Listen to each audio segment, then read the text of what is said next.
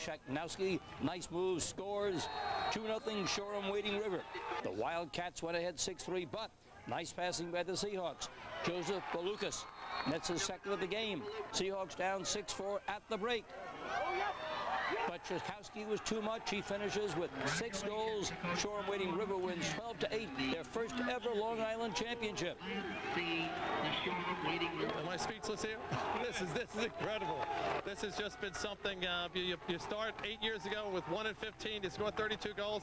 This is all about the kids. This is a very dedicated, great group, and our community youth program, everything that's taken over our town. This is awesome. Thank you. It's awesome. Earlier tonight, Class B title up for grabs. The Lynbrook Owls taking on the Comstock Warriors. Second quarter, Comstocks, Mike Gungus wristed in, 4-2 Warriors lead. Then with under 30 seconds left in the half, Comstocks John Perkovitz scores 4th unanswered goal for the Warriors. They never look back.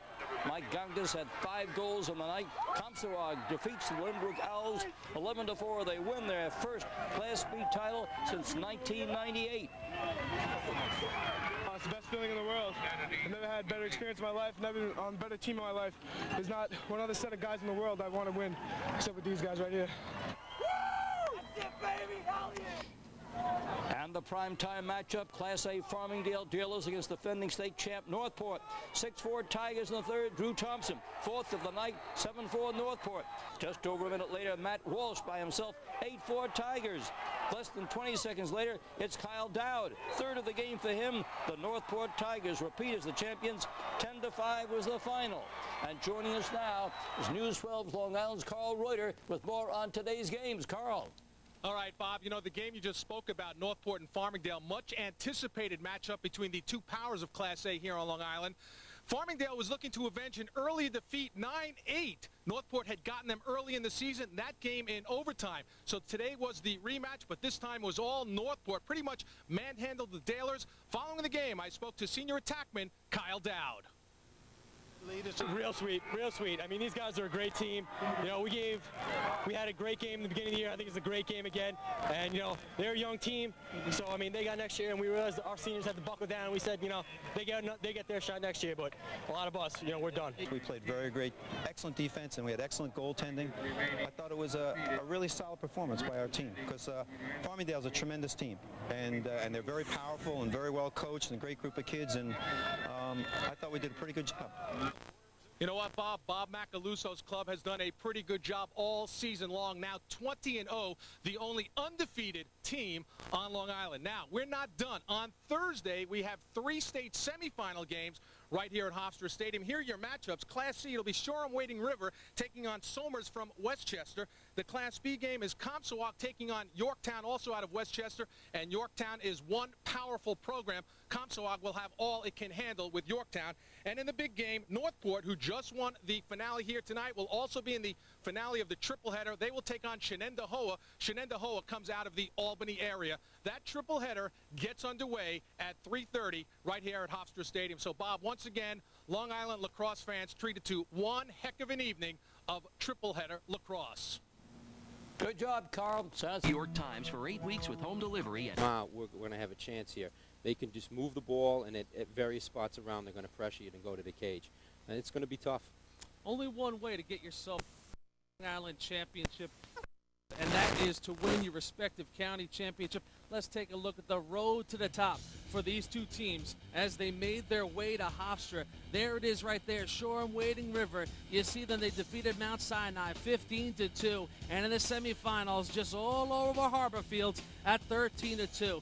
And for Cold Spring Harbor, they took out Bethpage 13-3. And look at that, the defending state champs Manhasset. Oh, they were no match for Cold Spring Harbor. There's your final, 11-5 for the road to the top for these two clubs. So two teams with lots of firepower. They both have taken care of business early and often to get to this Long Island championship. Bob McDevitt, back to you. When you talk about Tom Rotant's 8-year skipper, he's a lot like you, really. Took over a program 8 years ago, and really after a bad first year, he has just skyrocketed this team. Back-to-back years county champions, and here at the Long Island Championship again. Yeah, Tommy's done a great job, and when you mention Tom Rotan, you have to include Mike Delia, who Mike does the offense, and as a team, they're incredible. They're excellently coached team, and they have a phenomenal program from the Little League up over there at Shoreham. If you're Cold Spring Harbor today, what's your approach? You know this team's got a lot of firepower. We spoke about the ball movement. You see the goal differential in the playoffs coming into this ball game. Put on the coach's hat for Cold Spring Harbor. What's your approach taking on Shoreham Wading River? The first thing you got to do is try to control the face-offs, I think, on both teams. Shoreham won 20 of 25 face-offs against Wantor. And if they have the ball on the offense, their offense doesn't make mistakes. I think getting the ball down the offensive end is key for Shoreham and also key for Cold Spring Harbor to try to keep it down on their end and away from the Shoreham's offense. All right, gentlemen, I want to thank you for stopping by. Doug Rigo, just real quickly, though, they also have a primetime face-off man, maybe one of the best in the business, of Greg Pizer. He'll be going against Gonzalo. That's a key matchup. Yeah, I think so. I'm very interested to see if Pizer can get the best of Gonzalo, what they're going to do, not being used to playing defense right out of the start. It'll be interesting for both teams, you know. They're not used to playing defense. They're used to going down and scoring, as we saw last week against Manhasset. 2 or 3 seconds in, boom, Pizer's scoring. That'll be a very interesting matchup. Doug Rigo of Island Trees, Bob McDevitt of Mount Sinai. Maybe you guys come back at halftime. We'll do a little halftime analysis. Thanks for stopping by. We are just moments away. Straight ahead, though, Carrie Gluck, our game analyst, is coming through. Prime time players are straight ahead. We are glad you're aboard for the Long Island Championships. This is Cablevision Sports.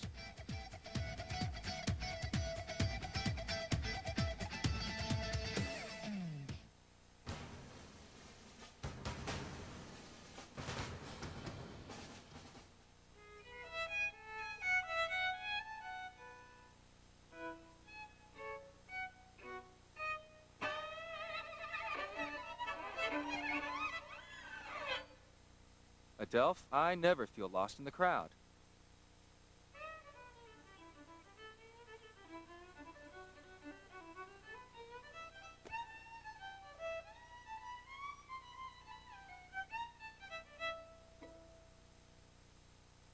Hey, where do you go for your Long Island Ducks? Hey, Woodbury, we get the Duck games on Cablevision Channel 70. Yay! If you can't get enough Long Island Ducks this season, then catch them on Cablevision Sports.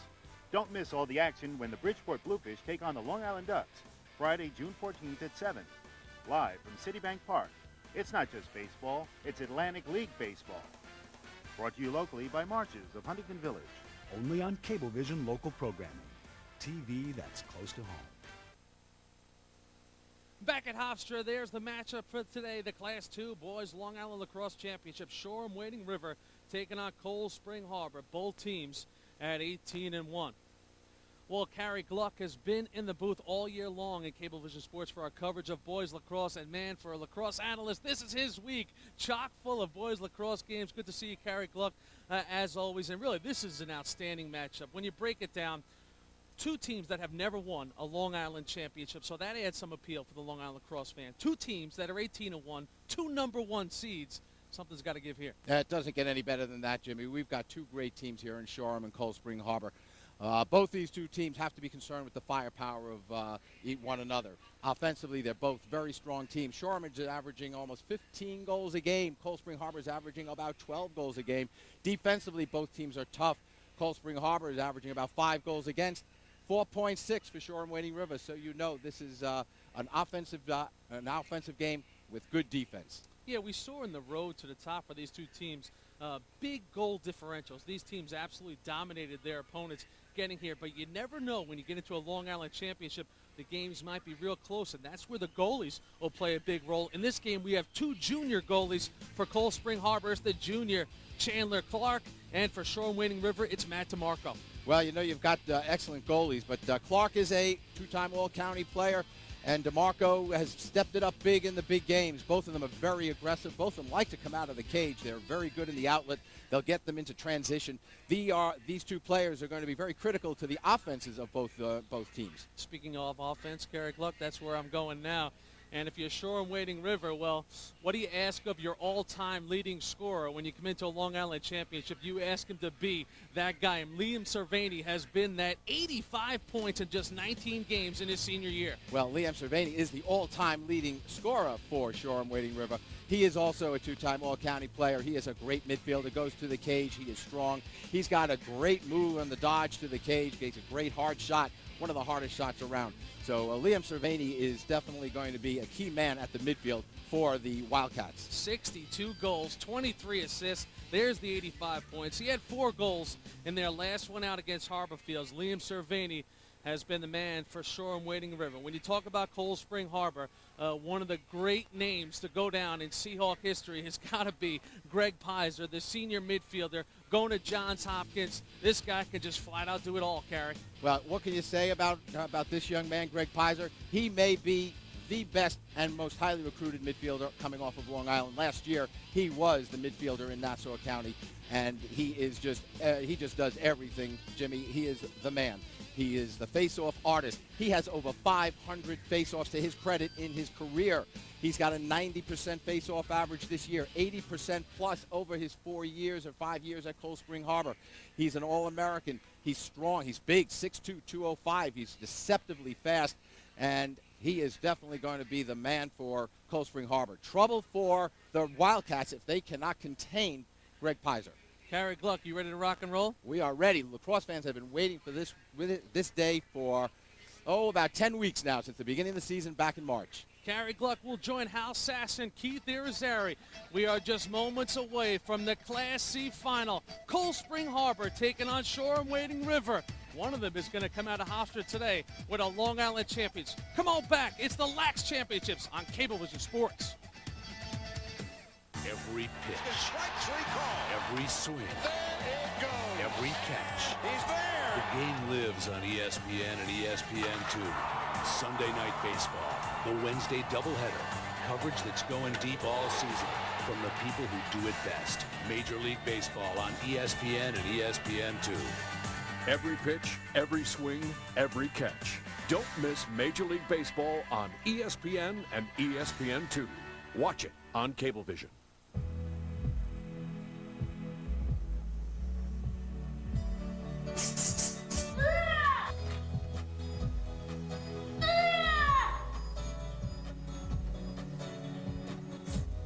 Adelphi have a life on and off campus.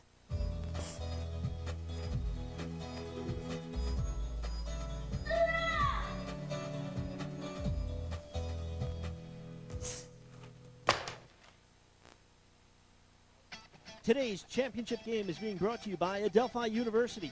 Check them out on the web at www.adelphi.edu or call 1-800-ADELPHI. And by Cablevision, local programming TV that's close to home. As we welcome you back to Hofstra Stadium, Hempstead, New York, Hal Sass, Carrie Gluck, with all the play-by-play action in the Long Island Class C Championship as we take a look at the starters for Shoreham-Wading River, the Wildcats with a record of 18-1, representing Suffolk County. And there it is, Unterstein, Warner, Shagnowski up front for the attack.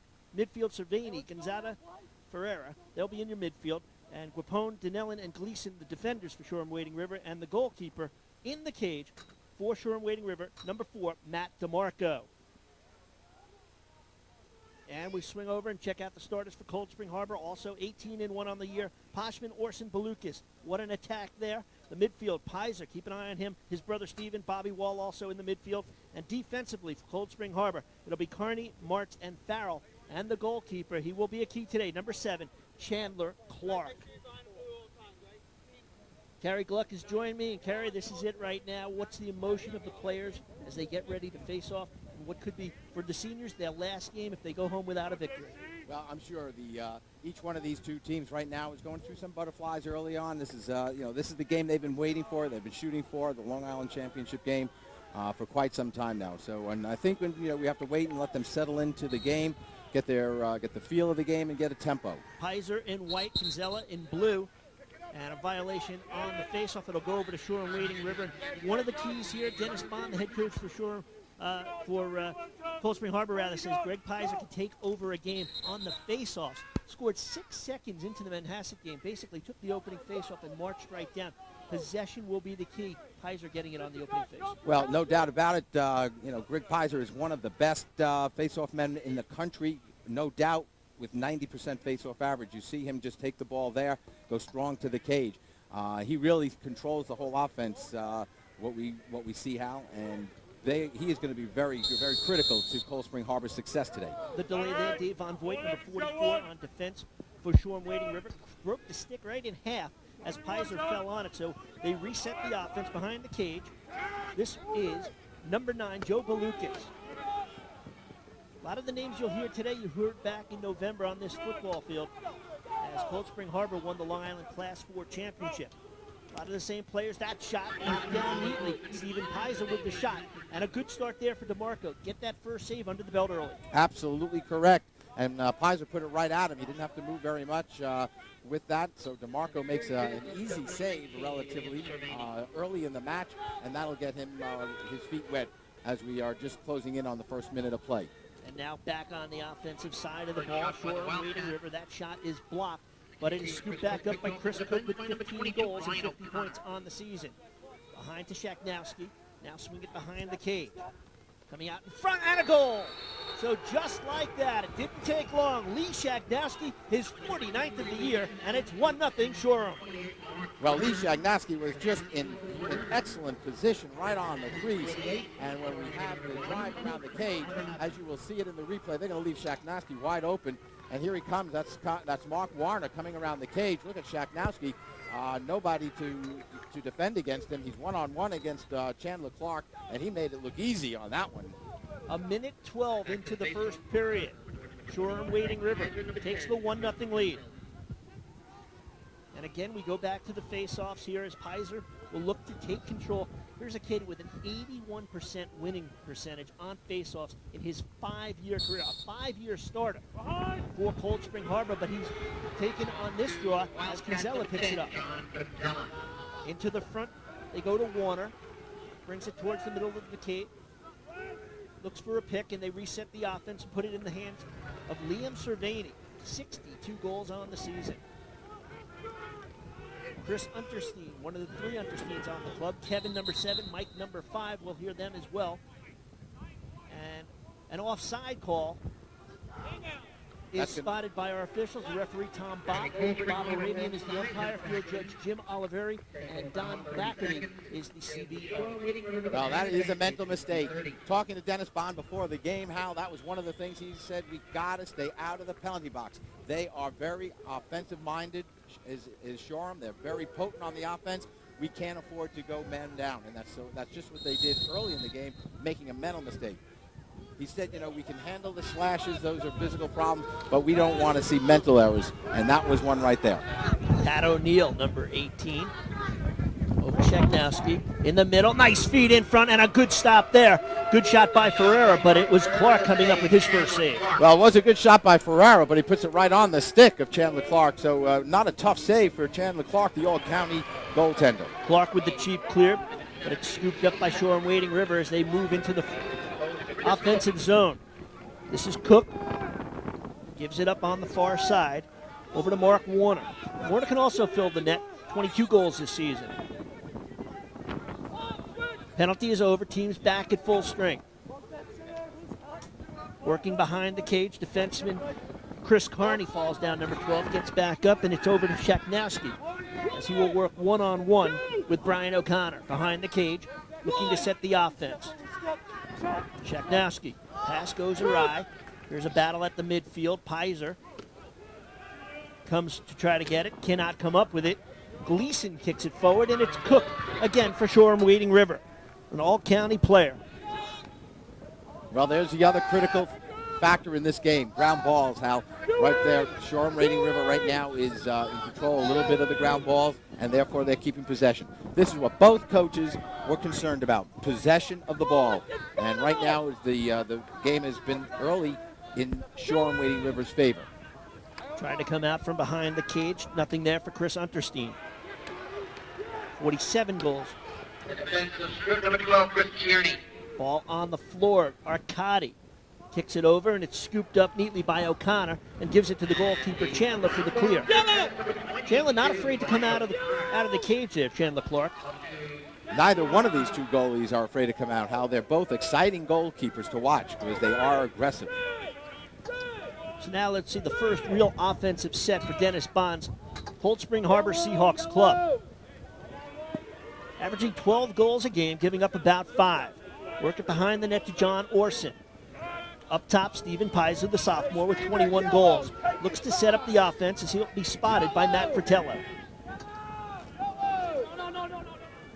Pizer throws it behind the cage. A little tough time there for Balukas, but he's able to recover.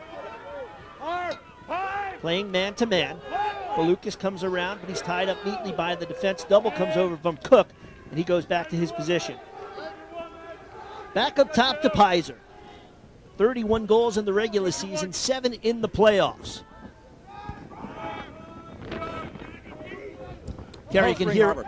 Cold Spring Harbor right now, Hal, as we take a look at what they're doing offensively, they like to go 1-4-1. They like to isolate up top, see if they get those midfielders with the shots. And there you saw the shot. That was taken by Cold Spring Harbor. Number 9, Joe Balukas, who came up top for that hard shot, made a save on it by Matt DeMarco. And there's a turnover right there as the pass from Cervini goes awry. And, you know, these coaches both talk about ball possession. Obviously, Stephen Pizer winning the faceoffs, getting the ball in the sticks of Cold Spring Harbor.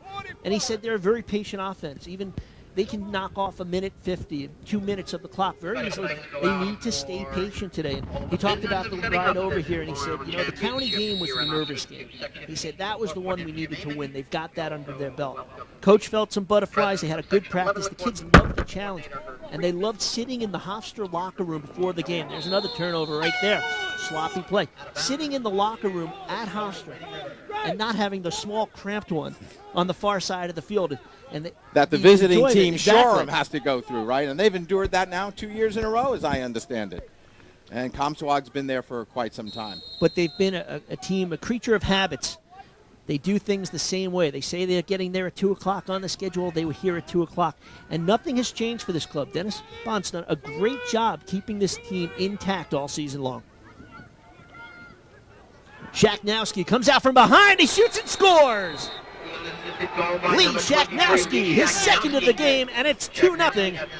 Shoreham. And Lee Shaknowski takes advantage of the mistake. First, the mistake on the turnover off the clear, and then you'll see the second mistake. Unfortunately, right there, the defender goes down. Shaknowski's not waiting around to see what happened. He's going right to the hoop, and he gets an easy layup, puts it down low on the goaltender, Chandler Clark.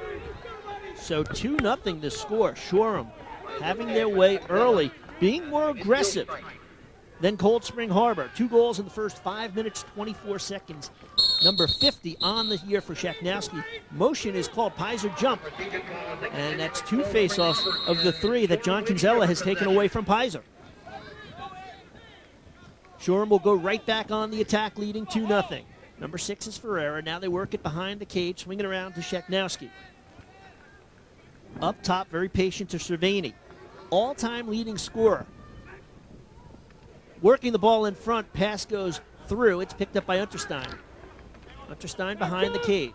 But the important part about that pass, not only did it go through, but Chris Cook, who was the intended recipient, Hal, was wide open. If that pass connects, Cook's got a great look at the cage. So a tough start for Cold Spring Harbor. Don't want to fall back anymore. That shot rattles off the pipe. Ferreira with the shot, just inches away from his 25th goal of the year. The ball goes out of bounds. It will go over to Cold Spring Harbor. And Dennis Bond has to be a little bit concerned right now because it's one thing to be patient, but right now they are having the play taken to them to the fullest extent. Absolutely. Right now, Shoreham Wading River is controlling the game, controlling the tempo, controlling the ball. The 3 things that Cold Spring Harbor's coach, Dennis Bond, did not want to have happen. Tom Rotan's coach of the Shoreham Wildcats now questioning that call. It was off the shot, and the official said it hit off the leg of the Shoreham player, and therefore it's a possession for Cold Spring Harbor. So Cold Spring Harbor, Chandler Clark out of the cage on the clear, gives it up to Matt Arcani, the junior. He'll carry it across midfield where he's met by Kevin Unterstein. Now they'll work behind the cage, number 15. On the far side, number 15 for Cold Spring Harbor, Taylor Poshman. Now they work it up top, very patient on this offensive set as Pizer. Gives it back over to Balukas. Cold Spring Harbor looking at a man-to-man defense right now. This is Gleason as he watches John Orson. Gleason staying with Orson, forces him back out, and they give it up to Pizer. Pizer will try to work one-on-one. Pizer to Balukas, handcuffs him with the pass. Loose ball, one of those urgent ground balls, off of Balukas, not able to save it, and the ball goes back over to Shoreham Wading River. Well, again, another unforced error for the Seahawks, and this is somewhat uncharacteristic of them. Perhaps, as I said earlier in the game, as we were just getting started, players might be a little bit nervous, a little butterflies, but right now the Seahawks should be settling in because we are closing in on the end of the first period, Hal. Well, these Wildcats have only one loss, that an 8-7 defeat to Comsawag. They'll be playing in the Long Island Class B Championship against the Owls of Lynbrook. This is Cervini. Cervini being watched by Pizer. Sends it out up top to Ferrero. Over to Cook. Now they set it up, try to go back behind the cage and set up where Shaknowski. Shaknowski, same move that he did on his second goal. Now looks for the feeder. The shot bounces wide. That shot by Pat O'Neill. But they have backer support, and they retain possession. That was a hard left-handed shot taken by Shoreham. Again, they're doing a lot of 1-3-2 offense by the Wildcats. A lot of cutters on the crease area. They work it behind the net. Farrar being watched by Pizer. This will be a good matchup to keep our eye on today. Up top to Cook. Now Shaknowski. Being watched by Ronan. Ronan coming off a knee injury, wearing that brace on the right knee. Missed all of this season. The shot in front, big collision, loose ball. Shaknowski shot and he scores! Nobody reacted for Cold Spring Harbor. They didn't know where the ball was. He picked it up and had nothing but the net to shoot at, and it's 3-0. You are absolutely correct, Hal. What happened was Shoreham comes up with the loose ball, key statistic, and again, the Cold Spring Harbor players not knowing where the ball is. Watch it on the replay as we see the cage being driven hard by Cervini, and now they're looking around for the ball, and there you see Clark. The next thing he knew, the ball's in the back of the net. And you could just see he had absolutely no idea where that ball was. He was looking behind the cage. Shaknowski actually hesitated to shoot. It was almost like, I can't believe it. I think that he thought perhaps that there was a whistle, that there was a stoppage of the play, the way everybody just stopped and looked at it. But Shaknowski did the right thing. You go for it. 3 first period goals by Lee Shaknowski, 51 on the year. Quick start up here on the violation. Cold Spring Harbor taking the ball immediately on the referee's whistle. They try to set something up and surprise Shoreham Wading River, who is somewhat surprising Cold Spring Harbor. In front, the feed, and they get on the board as they get their first goal. And it was John Orson with the feed to Taylor Poshman. And it's Poshman who picks up the goal, his third of the playoffs, his 18th of the season. Well, again, what happened there was just a loose ball. Cold Spring Harbor coming up with the loose ball, and as the defense slid to pick up the loose ball, one of the things you always want to tell your defense, stay in the hole. Stay in the hole. What happened there, Shoreham Wading River got sucked out of the hole, and that left Taylor Poshman wide open in front of the goal, and he was one-on-one with DeMarco. So quickly they answer. That's a big goal right now. Maybe take a little bit of the pressure off of Cold Spring Harbor. It looks like they started out a little bit tight, being outshot 8-2 here in the first period with 3:05 to go. 3-1 ball game. Shoreham goes back on the attack. Give it up to Cook. Cook, a captain, an all-county player. For Tom Rotan's in his 8th year.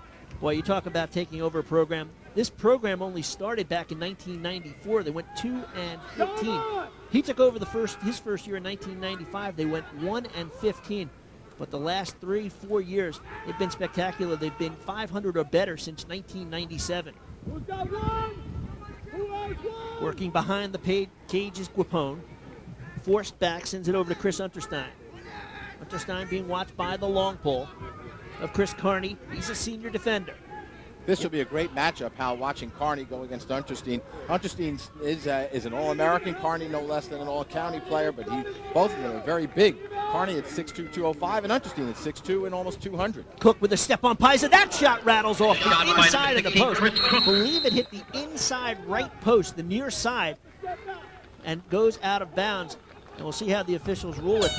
It should be still off a shot. That was an excellent shot taken by Cook. He's sidearm right-handed. That hit the post. It's 2 pipes for Shoreham Wading River in this first quarter to go along with their 3 goals. This game could be, by just inches, a 5-1 game. Chandler Clark really under the gun here in the cage. Clark, an excellent athlete, 66% save percentage on the season. Started the year off rather slow at about 50%. Picked up his play during the year as that shot goes wide by Ferrara. 2 saves on 2 posts so far today. Has Chandler allowed.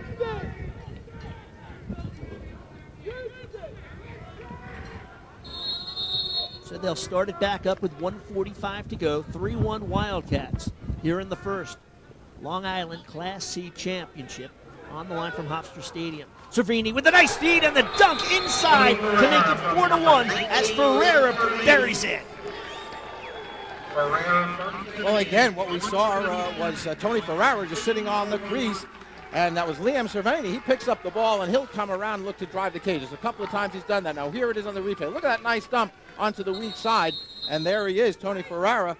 And right now, the slide's coming a little bit too soon, and they're not getting that second slide down to pick up the man on the crease. And Cold Spring Harbor is now trailing 4-1. Well, Dennis Bond will call a timeout and talk to his club.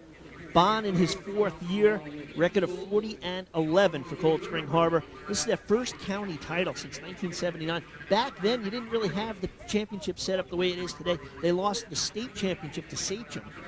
And back in 1996, they also were in this Long Island County, the Nassau County final. They lost that game to Bethpage. What a great year that was. A.J. Hogan, of course, all the exploits that he put on for Bethpage, their run to a state championship back in 1996.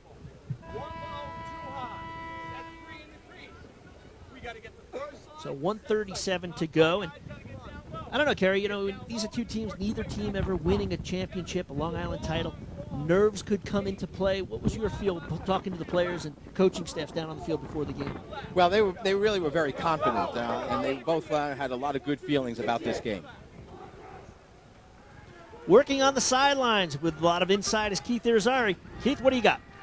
When you take a look at both of these teams, they spoke about you normally speak about the offense of both of these teams, but a lot of the coaches around the Long Island, and especially these 2 coaches, Tom Rotans and Dennis Bond, wanted to talk a little about their defense as well. The defense is maybe a little bit untested. Both defenses, though, giving up around 5 goals, so 5.3 goals for the Seahawks and 4.3 for the Wildcats is what they deliver.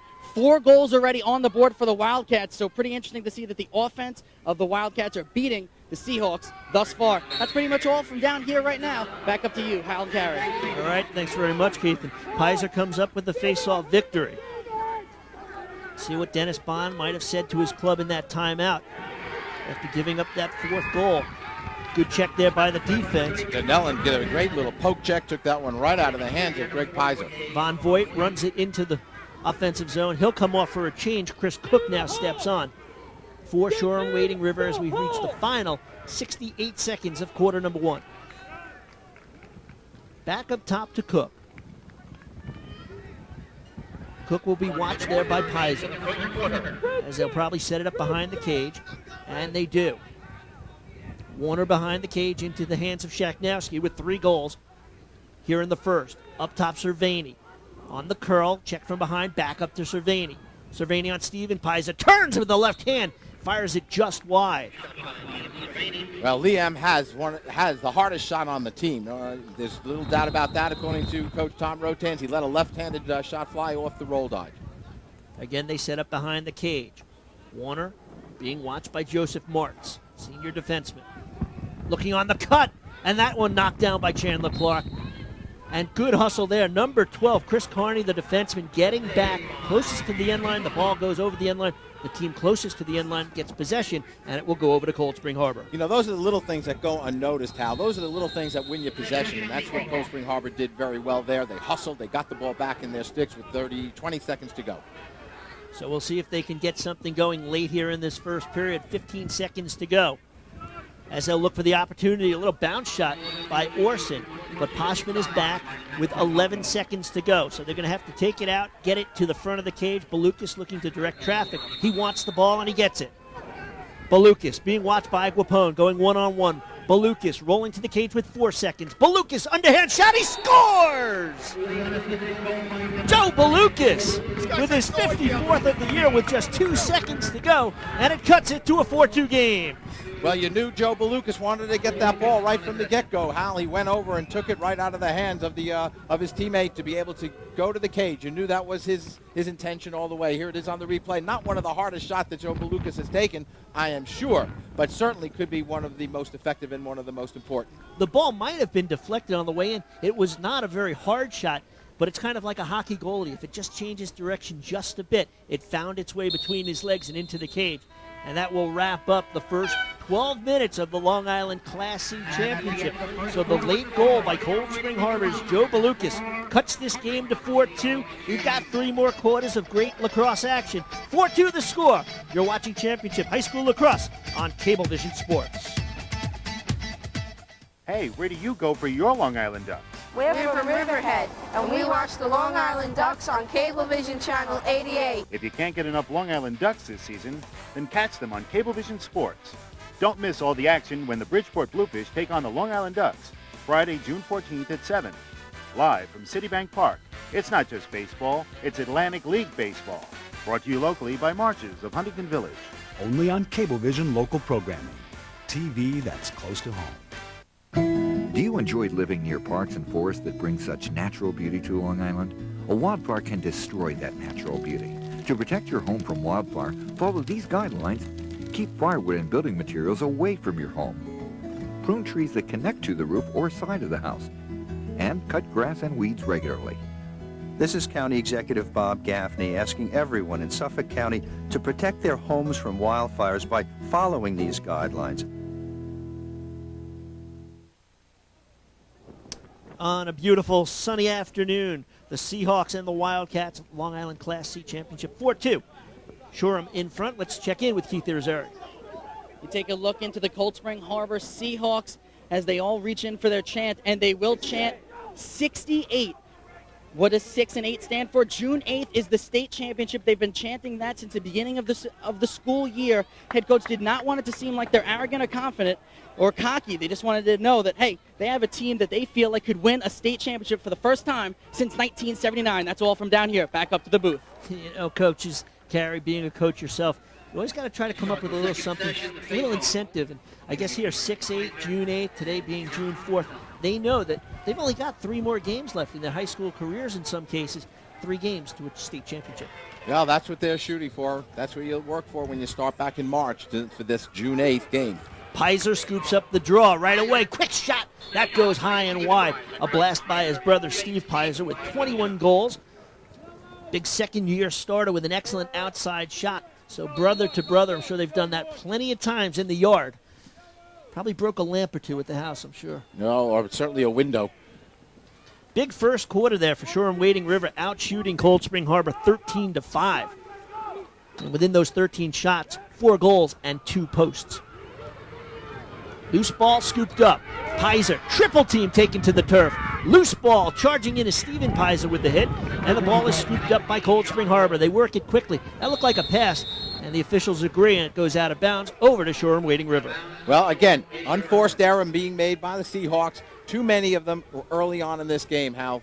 That's one of the things Dennis Bond was most concerned about. We can't afford to give up the possession on the unforced mental mistakes, and that's what we've done, or what we've seen Cold Spring Harbor do over the course of this early first quarter. Jim Lockhart in now at the midfield, number 11 for Shoreham, as he will head back to his defensive position, and Cook will move into the offensive zone. Patiently setting up, they put the ball in the stick of Chris Cook, one of the captains. Cook moving in, forced, swings it behind the net. Warner to Sheknowski, over to Ferrari. You know he's got a good shot. Works it out up top to Cervini. Cervini, they're trying to keep him as far to the outside as possible. Good ball movement here. Ferrari, that one hits the pipe. And it's Cook with the rebound. Being hacked by Arcadi. Cook able to come up with the ball. He'll dish it off to Ferrari, and they'll reset the offense. Another good look at the cage by Shoreham on that pipe. Cervini, the bounce shot, and it's Clark with the save. Loose ball behind the net. Carney battling for it with the long pole. Goes out of bounds. The ball stays in Shoreham Wading River's possession. Quick start up here. The officials immediately blow the whistle. Can't nap too much in this game. This is Cook. We'll talk about Cook a little bit later. One of the most exceptional kids in the 18 years that Tom Rattan's has been around in coaching. He says this kid does it all. In front, Shaknowski put it on the board. Goal number 4. Well, Lee Shaknowski is having the game of his life with his 4th goal early in the second quarter.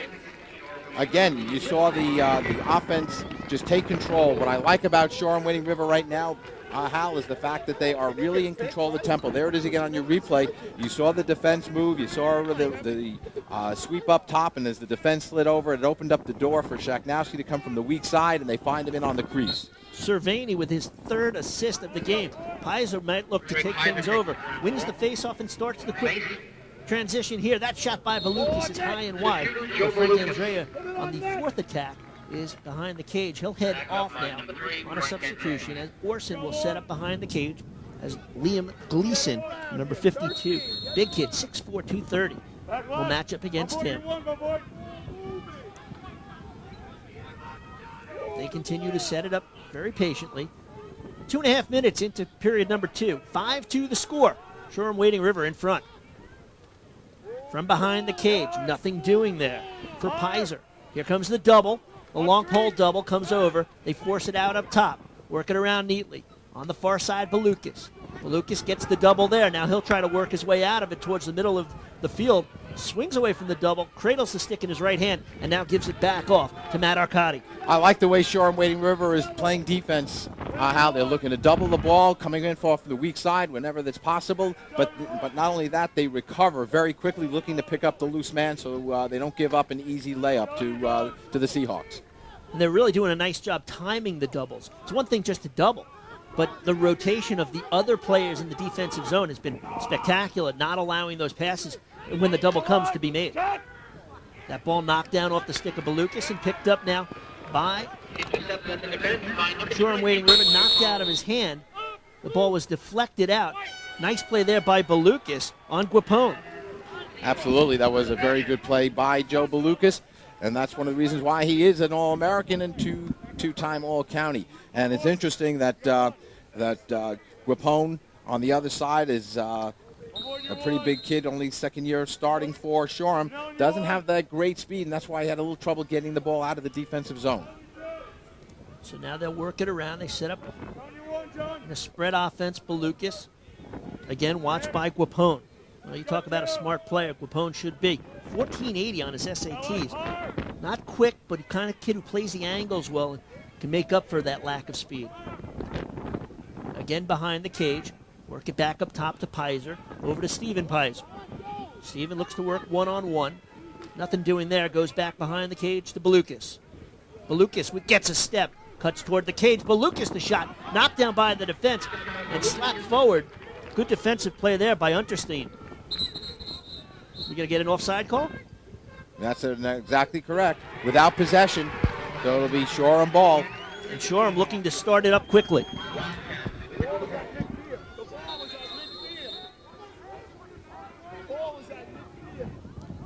Unterstein gives it up to Cook. Unterstein, 47 goals on the year coming in. As he heads toward the cage, looks for the pass, deflected away. Warner dives for it, can't get it. Goes back over to Cold Spring Harbor. And Chris Cook would like to have that pass back because as he was doubled, that really opened up the lane for Unterstein. And the pass was just behind him and rolled out of bounds. So Clark will get involved on the clear. Got to watch his back there. He'll give it up to his defenseman, Chris Carney. Look at the pressure on the ride here. They have to just try to get the cheap clear. They do. And it comes into the hands of number 15, Poshman. Poshman in front, over to Orson, who scores! John Orson. Goal number 51, his 9th of the playoffs. Well, Poshman returned the favor. Orson gave him the assist earlier on, and Poshman scored. Now Poshman gives the assist, and Orson will score. And that really comes off of a fast break opportunity for Cold Spring Harbor. The defense was forced to slide, and as the defense slid, you found John Orson sitting on the doorstep, having a nice easy go. There it is again on your replay. Poshman finds John Orson for the goal to bring them back within 2. And this time a violation. It'll go over to Cold Spring Harbor as Gonzella tries to cheat just a little bit. And this is something that they've got to be careful about right now. Tom Rattan's, you've given up 1 goal. It's a 2-goal game. don't want them to come right back and cut it to a goal. Steven Pizer working one-on-one. Nothing doing. Good defense there. Boy, cannot shake free from Mark Lundgren, the junior defender.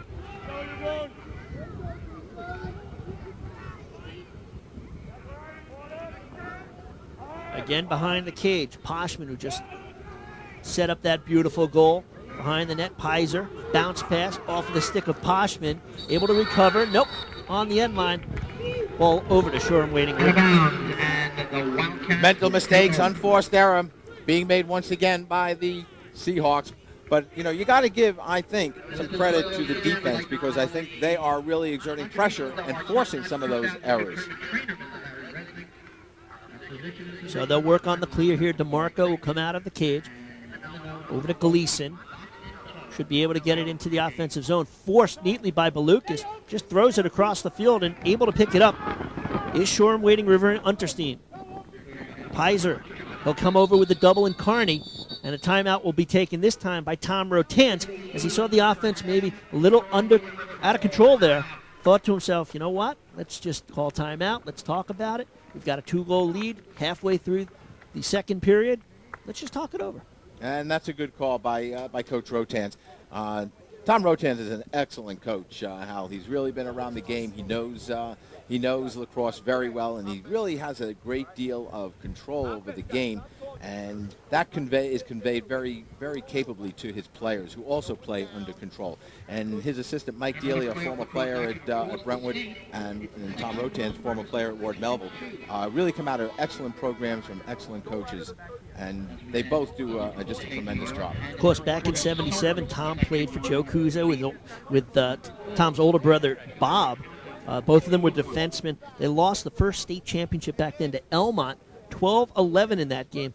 But, boy, you know, you talk about good coaching, as you said, when you have Mike Delia, who really is one of the best assistants around. Mike Delia, he's 59-15 with him as his assistant. The two of them basically had a little bit of a pact. They said, look, one day I'm going to be a head coach. And the other said, I'm going to be a head coach. And he said, well, when one of us is a head coach, we're going to bring the other one in. And that is exactly what they did. But one of the best X's and O men you will find as an assistant coach, Mike Delia. So we'll see if Shoreham's able to get themselves back together. A little bit out of control in that last possession, being forced a bit on the ride by Cold Spring Harbor, who've inched their way back here. They did trail 5-2. They were down 3-0 in this game. Shaknowski with the natural hat trick to start things off. And that's where we're at right now, 5-3. Again, man-to-man defense. They lock up in front. Ferrara being spotted by Arcadi. Now Ferrara releases to go behind the cage. Takes the pass, looks for the cutter in front, nothing doing. Will rotate the other side. Now on the cutter, Unterstein scores! Oh, the patience of Ferrara behind the cage, finding Unterstein for goal number 48, and now it's 6-3. What a nice little move to the cage by Chris Unterstein, the high school All-American. Watch him again. There he is on the left side of the screen. Look at him cut right in behind the defender, and gets a nice feed from Ferrara to get that layup coming in on Chandler Clark. And again, it's a 3-goal lead for the Wildcats. So Unterstein, goal number 48, point on the board right there. It's 6-3 right now. And Pizer will face off again against Gonzala. And Gonzala comes away with the draw and starts the break. Pizer will chase from behind, checks it out of his stick. Ball deflects off of Shaknowski, out of bounds. And credit Greg Pizer for not giving up. He expects to win a lot of faceoffs, loses that one, but he hustled back into play, causing the turnover. Absolutely correct, Hal. That was an excellent hustle by Greg. And that's one of the reasons why he is an All-American. He doesn't give up. He does expect to win the faceoff. When he doesn't win it, you know he's going to be right in your face. He's that kind of a player on the football field, that kind of a player on the lacrosse field. Just a superb player, one of the great talents that Long Island has nourished, as we see so many of the Long Islanders playing in the NCAA championships. It's great to see, and he'll probably have a shot somewhere down the road. He'll be heading off to Hopkins. His brother Mike is down there right now. So the Pizer family, that is a lacrosse family, with Mike, with Steve, with Greg. And Steve, only the sophomore, was an all-county player this year. He will be, I think, the heir apparent for Cold Spring Harbor, doing some facing off in the future for them. So they go to the offense. Pizer, again, the double comes, forces the pass, unable to connect with Doug Lawner. Pizer upset, bangs the stick to the turf. He thought the ball went out of bounds. He's got to get back into the play now. Very hard on himself right now. Balukas wraps around from behind the cage. That ball hits the defenseman in front, Von Voigt. And it's able to be scooped up by Gleason. And he'll go for the cheap clear downfield. Race for the ball. Goaltender Clark will let it go. Unterstein can't catch up with it. Well, it's the good players, they just expect to excel. They expect to perform. Right now, Pizer, I don't think he's really on his game yet. But, at any moment, he can just turn it around. Right now, it's a 3-goal game. Hey, this one's far from over with 4:40 to go in a second. Oh, absolutely. And you know that Greg Pizer can take control of the game at almost any time. On the ride. Got to get it across. This is Farrell. Able to move it up front. This is Arcadi. And he carries into the offensive zone. He's met there by Kevin Unterstein. Arcadi, nowhere to go, will give it up. They go behind the net. Orson gets it back from Balukas. Steven Pizer comes in now on the offense. Looking for some cutters there. Mike Unterstein, number 5, doing a nice job picking up the cutter in front. Balukas looks to go one-on-one. Gives it up. That shot by Orson knocked down neatly by DeMarco. Loose ball picked up off the turf by Poshman. Caleb Poshman, a delayed penalty coming up here on Shoreham. Balukas looks to take it to the cage, but it looks like he warded off. And now the penalty will be called. And it looks like Cold Spring Harbor will go man up for the first time today. Well, we're going to have an unsportsmanlike call against, I think it's going to be against number 5, Mike Unterstein. Okay, that's going to be a 1-minute penalty. And what happened was, very clearly, Greg Pizer didn't like Mike Unterstein on top of him, pushed him off, and Unterstein hit him in the face mask, and that's where they got the penalty. And this is a 1-minute penalty. Man up on the year, Cold Spring Harbor at about 54%. And, of course, again, this is not the kind of penalty that Shoreham Wading River coach Tom Rotans would like to see his team take. Do you think you'd like to see him take any kind of penalty? Well, not, you don't want to take penalties, but some of them, are going to happen. Slash calls are going to happen. Unsportsmanlike is a mental mistake. Right, exactly. You don't want that unsportsmanlike or unnecessary roughness. 20 seconds gone in the man-up advantage.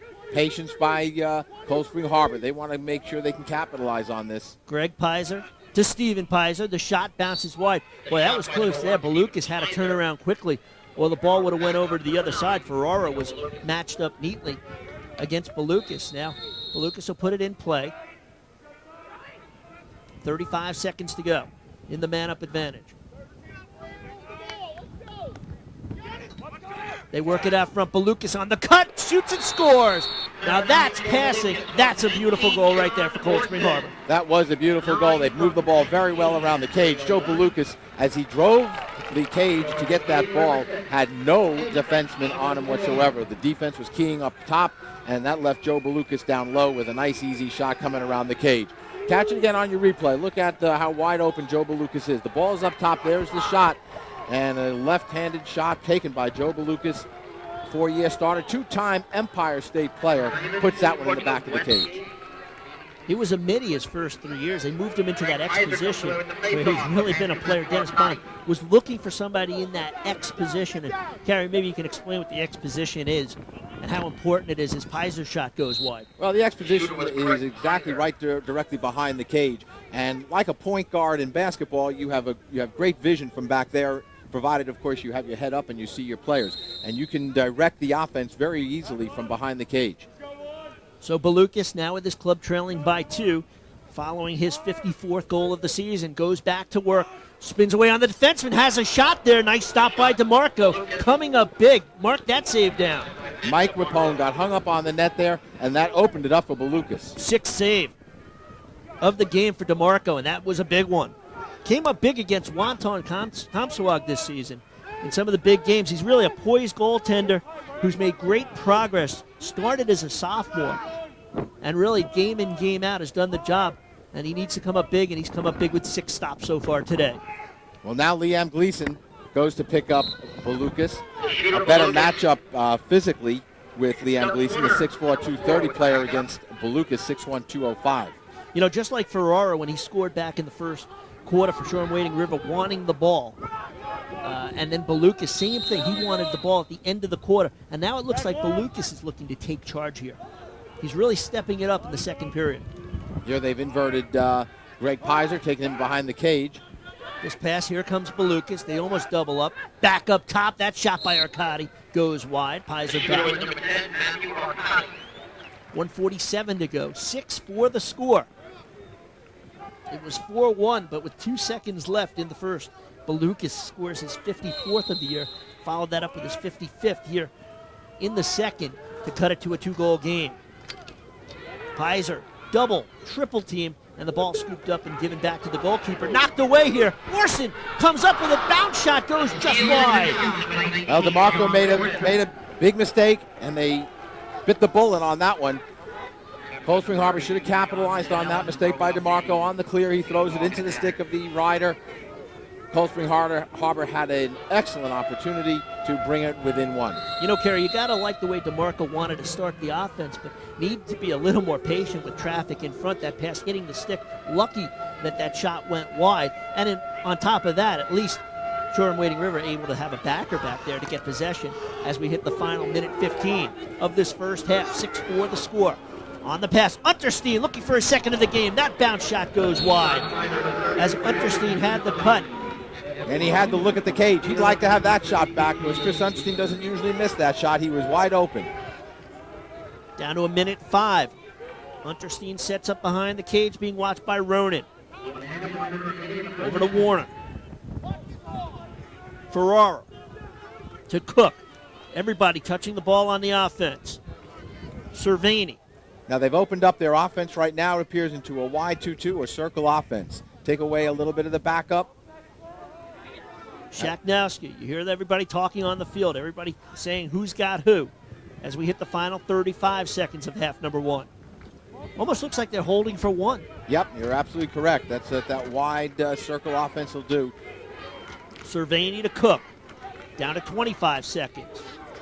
Held the ball for about 40 seconds so far. We'll see if they start the offense now as we're in the final 18. Back behind the cage, Shaknowski. With 4 goals today, gets doubled up, and the ball is taken away by Farrell in the final 9. And a timeout is taken by Dennis Bond as they want to set something up here in the final 8 seconds. So they really weathered their storm. Shoreham had the ball in possession for almost a minute in the offensive attack zone. Didn't get a good shot. Now it's a chance for Cold Spring Harbor, maybe do what they did back in quarter number 1, score in the final 10 seconds. Well, Shoreham didn't get any shot in that last minute, and they really took a lot of time off the clock, which I think was okay for Tom Rotans. That is not a problem. The problem is, of course, at this point, is that they gave the ball up to Cold Spring Harbor, and we'll give them the opportunity now to see what they can do with 8 seconds. They have so many options with in the last few moments with Balukas, with Pizer with the ball. As you take a look at the Cold Spring Harbor team and the last championship that this team has won back in 1979, none of these guys were around back in 79, Hal. How does that make you feel? I don't think I was around in 79. Maybe. I'll have to check that. Boy, our crew just getting all the information, you know? We don't leave any turn unturned. Any turn unturned? How about any stone unturned? That was easy for you to say. All right, now Dennis Bond talking to the team. See what they can do in this final couple of seconds here. 8 seconds to go. And this would be such an emotional boost right here. I think they've got to be happy only trailing by 2, if indeed it ends up this score. Shoreham-Wading River has outshot Cold Spring Harbor 20-17 here in the first half. And we'll see if they put the ball in the hands of Pizer and see if they let him run with it or get it in the hands of Balukas, because they're going to start in their own zone, so they've got to get downfield in a hurry. Officials waiting to start things up. Make sure everybody's positioned correctly, and it's Pizer. He'll be doubled right away. Shaknowski and Warner. Pizer with the long pass downfield. Nobody will touch that. Now, ball will go back over to Shoreham-Wading River with 3 seconds to go. They'll probably just run the clock out and go into the locker room leading by a deuce. You got to wonder, did Dennis Bond diagram that play in the huddle to be taken by Pizer to throw away? If they didn't see the double, maybe they would let him go one-on-one. But I'm surprised that they just threw it away. Long toss goes awry.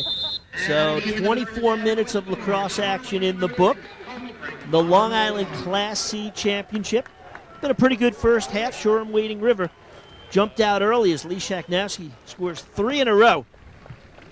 But Cold Spring Harbor battles back, and they trail by 2. At the end of the half, standing down on the field is Keith Irizarry. Keith? Thanks very much. Here with Tom Rotans. First off, the big name was Greg Pizer. Do you feel like you neutralized him? Facing off, we're pretty pleased. John Canzel's doing a nice job, and then we got John Donnellan on the wing, who's been covering most of the game. So we're pleased, keeping him kind of in check. You can't keep him always, but we're pretty pleased so far. A nice quick start for your team. You got out to a nice lead early on. You're leading by 2 right now. You've outshot your opponents as well as 5 posts, though. Talk a little about your offensive output today. They're not playing nervous, which is good. You know, I think they're out there. They're working hard. They're just getting a couple of bad breaks on the inside shots, but hopefully we can capitalize the second half. Coach, thank you very much. Good luck in the second half. Head coach Tom Rotans leads 6-4 right now. We go back up to the booth. All right, Keith. You know, Tom Rotan's happy with the way things are going. Going to go back to the locker room, talk to his club, because he knows he's just 24 minutes away from a Long Island championship. Much more to come from Hofstra. Jimmy Cavallo in the halftime report. 6-4 the score. Shoreham out in front.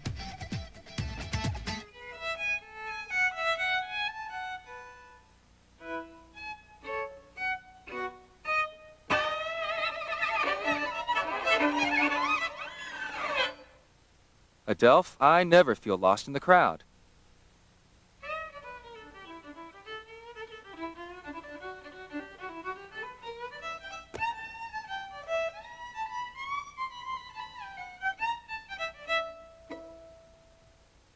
If you play hard and you've played to the best of your ability and you still get beat, life will go on. But don't cheat yourself, don't cheat your teammates by not preparing yourself and by not coming to play that game. If you do that, you've cheated yourself and your teammates. If you play hard and you lose, that's the game, that's life. Catch it on Cablevision local programming, TV that's close to home. We are back at Hofstra. 2 quarters are in the books in the boys. Class C, Long Island Championship of Lacrosse. There's your score. Shoreham-Wading River out fast and furious in this one, and they lead 6-4 at halftime. Back at our comfy confines right here in the south end zone at Hofstra Stadium. I welcome back in our 2 coaches, our game analyst, Doug Rigo of Island Trees, all the way down to my immediate left, and from Bob McDevitt from Mount Sinai, the Mustang, sitting close to me. And, gentlemen, this is kind of what we expect in this game. Shoreham-Wading River with all that ball movement to come out fast, and Cold Spring Harbor with all that athleticism to kind of stick around. Let's take a look inside the numbers from the first half, some of the stats, and we'll see what jumps out to you guys. When you take a look at the shots in this first half, 20-17 for Shoreham-Wading River, so really no surprises. Bob McDevitt, what jumps out to you with those numbers? You see the face-offs, 4-3. Yeah, well, the Shoreham gets their shots off the crease, and it's tough for any goalie to stop anything coming right off the crease, you know. So I think the shots off the crease for Shoreham and working the ball in there has been the difference. And Doug Rigo, you see that the statistics, nothing really jumps out as the stats go. I think really the difference in this first half was Shoreham-Wading River a little more scrappy around the cage, got those couple of scrappy goals along the way, and that's the 2-goal difference we're seeing now. But I think Cold Spring Harbor, you know, had to get used to something they haven't been used to doing all year, and that's being down a little bit. I think they got a little impatient on the offense. I think towards the end you saw them work the ball around a little bit more, and I think we'll see more of that in the second half. You know, the assistant coach, John Campbell, over there is probably working right now to get some more ball movement. They're doing a good job on Pizer. They're going to need to spread the ball around. And what a job they've done on Pizer, Bob McDevitt. When you talk about Pizer kind of sets the tone for this Cold Spring Harbor team. So Shoreham-Wading River, only 24 minutes, still 2 quarters to go. Pizer has the ability to score 4 goals and assist on another 4 goals in a half. But so far, so good at defending Mr. Pizer. Yeah, John Donnellan, normally a closed defenseman, has come out to play long pole to lock on to Pizer, and that's been a big key for them. That's the game plan. Well, Cold Spring Harbor did get some production at one of their prime timers, Joe Belukas. He scored a big goal at the end of that first quarter to cut the lead in half. But Joe Belukas in this game, he's got a lot of skills, Doug Rigo. This is one of the guys they're going to need in the second half. Right, they're going to have to do a better job of getting him the ball around. You'll see him out there screaming for the ball when they're going to double Pizer. And I think if they can move the ball around to the back of the net, he's going to open things up for Orson and maybe Poshman to get the ball and take a couple shots. You talk about the New Jersey Nets and the NBA having to deal with Shaq. Well, Cold Spring Harbor had a Shaq attack on them, too. I'm talking about Shoreham Wading River super sophomore Lee Shaknowski. First 3 goals of the game for a sophomore in a Long Island championship. This is a young man stepping up, Coach. Oh, yeah. He's he doesn't play like a sophomore. He was a starter last year as a 9th grader.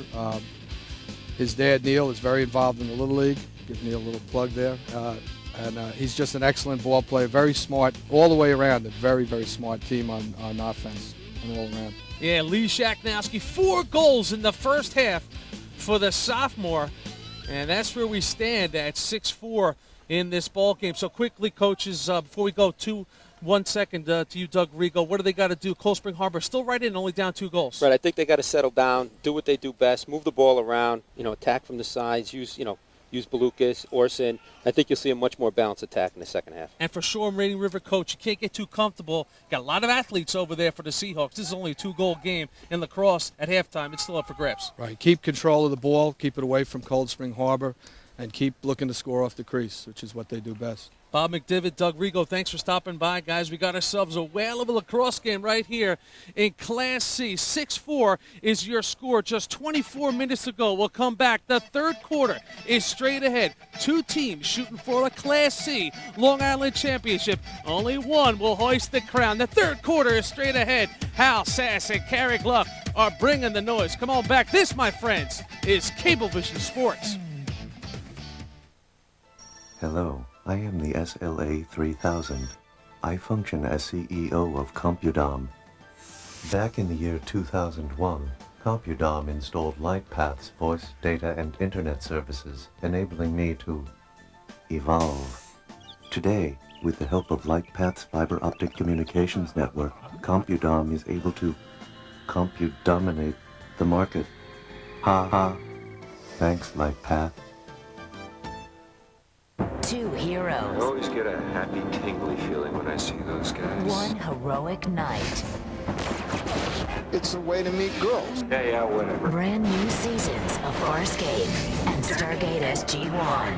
Sci-Fi Friday, beginning June 7th, only on Sci-Fi Channel. Don't miss a brand new season of Farscape and Stargate SG-1, beginning June 7th. Sci-Fi Fridays. Watch it on Cablevision. Third quarter action underway. Kinsella winning another faceoff from Greg Pizer. Pizer winning 7 of 12 in that first half. Got to be happy if you're Tom Bertans staying close, not being dominated on the faceoffs. And we see Shoreham Wading River go to work on offense, leading by 2, 6-4, Long Island Class C Championship. Hal Sass, Carrie Gluck, Keith Irizarry, Jimmy Cavallo, our entire Cablevision Sports crew. Glad you're along for the ride on what will be an exciting week of lacrosse on Long Island. Winner of this game advances to play Thursday.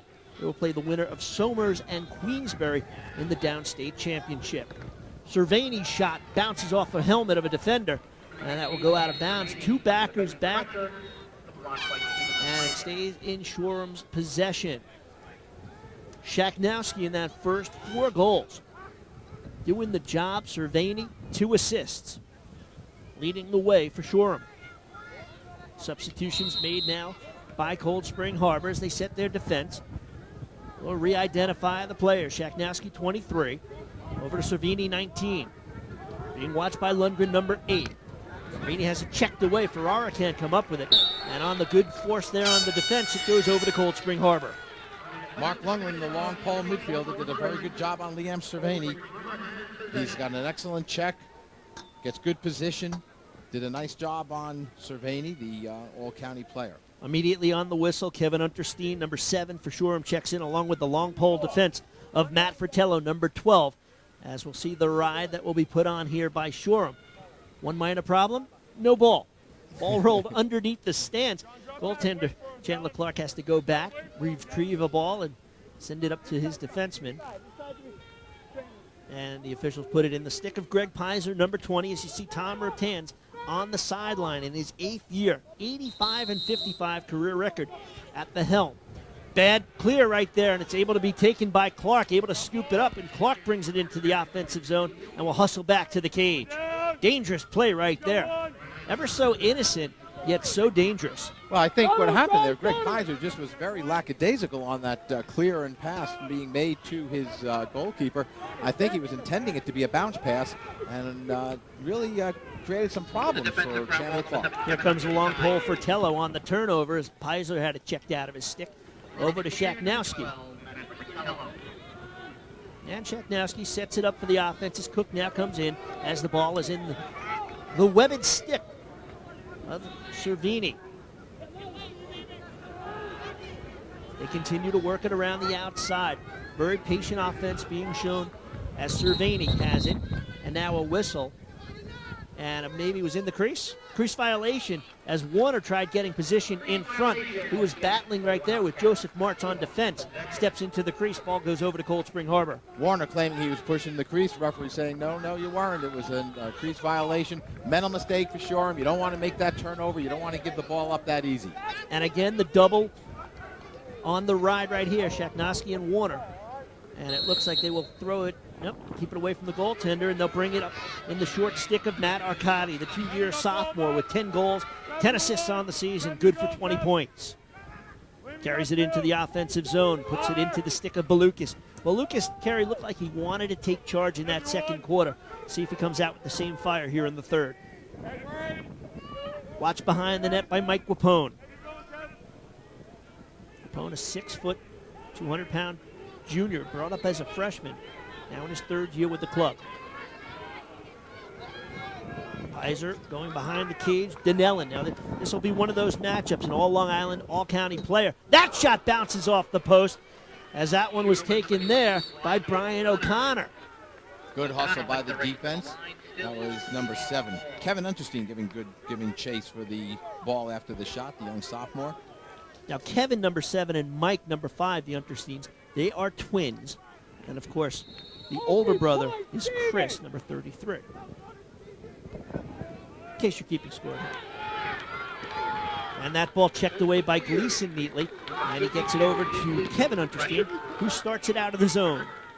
Unterstein being chased by Balukas. Puts on the brakes, looks to get it into the stick, and does, of Mike Unterstein. Over to Chris Unterstein. This is a keep it in the family ordeal. The two Untersteins now come to the sideline. Chris still on the field as Ferrara takes the field and has the ball. Well, you got to love lacrosse families. We're going to see Lynbrook later. We're going to see one of the Donagers. We're going to see Marksbury for Northport. Boy, the names just change, but usually it's only the first names that change. See a lot of the same players year in, year out. Just goes to show what kind of a sport this is. Ferrara, checked by Stephen Pizer. Pulls it back with 8:20 to go here in the third. No scoring here in this third quarter. We've played 3.5 minutes.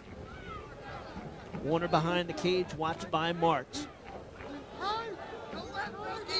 Now Cervini's got a short stick on him. He inverts behind the cage against the short stick. See if he can take advantage. Gets forced to the ground by Martz. Ball on the turf. Still loose. Pizer looks to scoop it up. Comes away, but that'll be a crease violation. And it is a push. That time it was Cervini pushing the defender to the turf. And the officials right on it. Tom Bach's crew. Well, you know you're doing a good job as an official when the only time you identify them is the only time you hear about them during a game. Now these guys are doing a very good job. They're calling a nice game, I think, keeping the game flowing. Pizer does it all. You see him in the offensive zone, plays the entire field. 110 yards. That ball bounces to Balukas, took his eye off it, but is able to recover. Again, Shoreham shows the double, then backs off. Now Balukas looks to move to the cage. Here comes the double, finds a man in front, but it comes out of the stick and scooped up by the defense by Gleason, the tallest player and biggest player for Shoreham at 6'4", 230. And they get it up to Cook. Cook crosses midfield. Cook looks to run in the transition, but it is pulled back out. Warner being watched by Martz. Looking for the Cervini, who just came in off the bench. Cervini fakes the left-handed shot and pulls it back out. Good decision there. Opportunity was open for a second.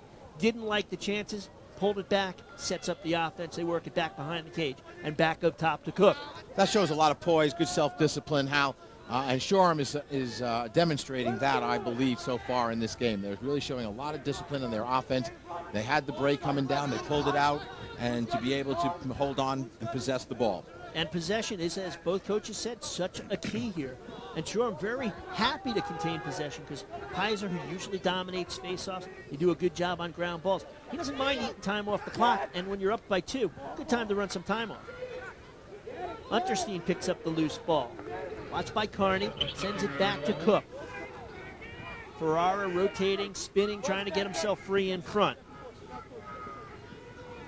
Cook's got the short stick on him now behind the cage. Now it's the long pole of Martz on Warner. Warner looks for an opening, shifts it to his right hand. In front, they score! Shaknowski and a flag as Pizer with a late hit might get called for the penalty here. You're not might. He definitely will get hit for the late hit. They're going to call an unsportsmanlike conduct, unnecessary roughness. It's going to be an extra man situation and the goal for Shoreham Wading River. And again, we saw the easy opportunity, getting the ball down low on the crease.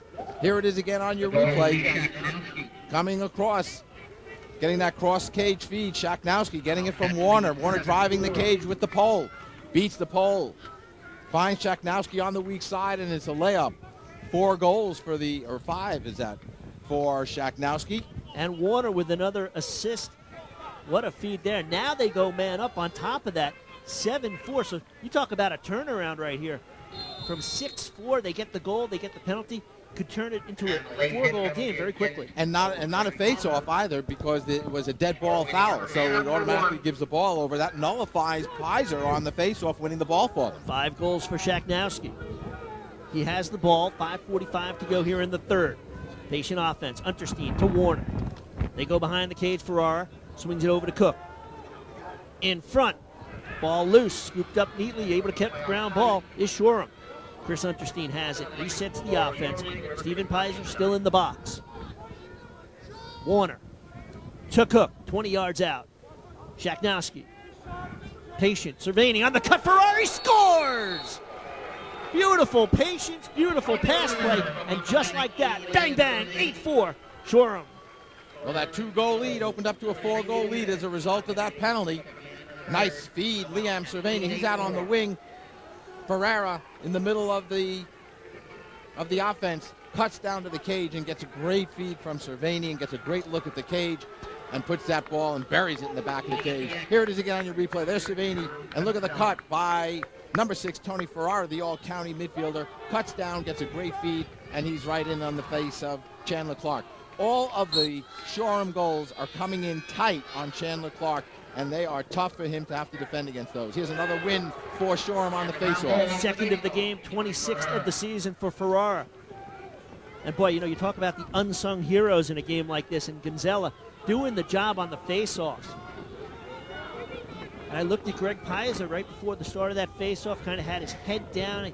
I think he's in a little bit of disbelief right now, because this is a team that, when you really look at these two clubs, Dennis Bond said about Shoreham, this is the first team all year that can match our firepower. And they've come out with 8 goals on the board. We're only 4:39 to go here in the third.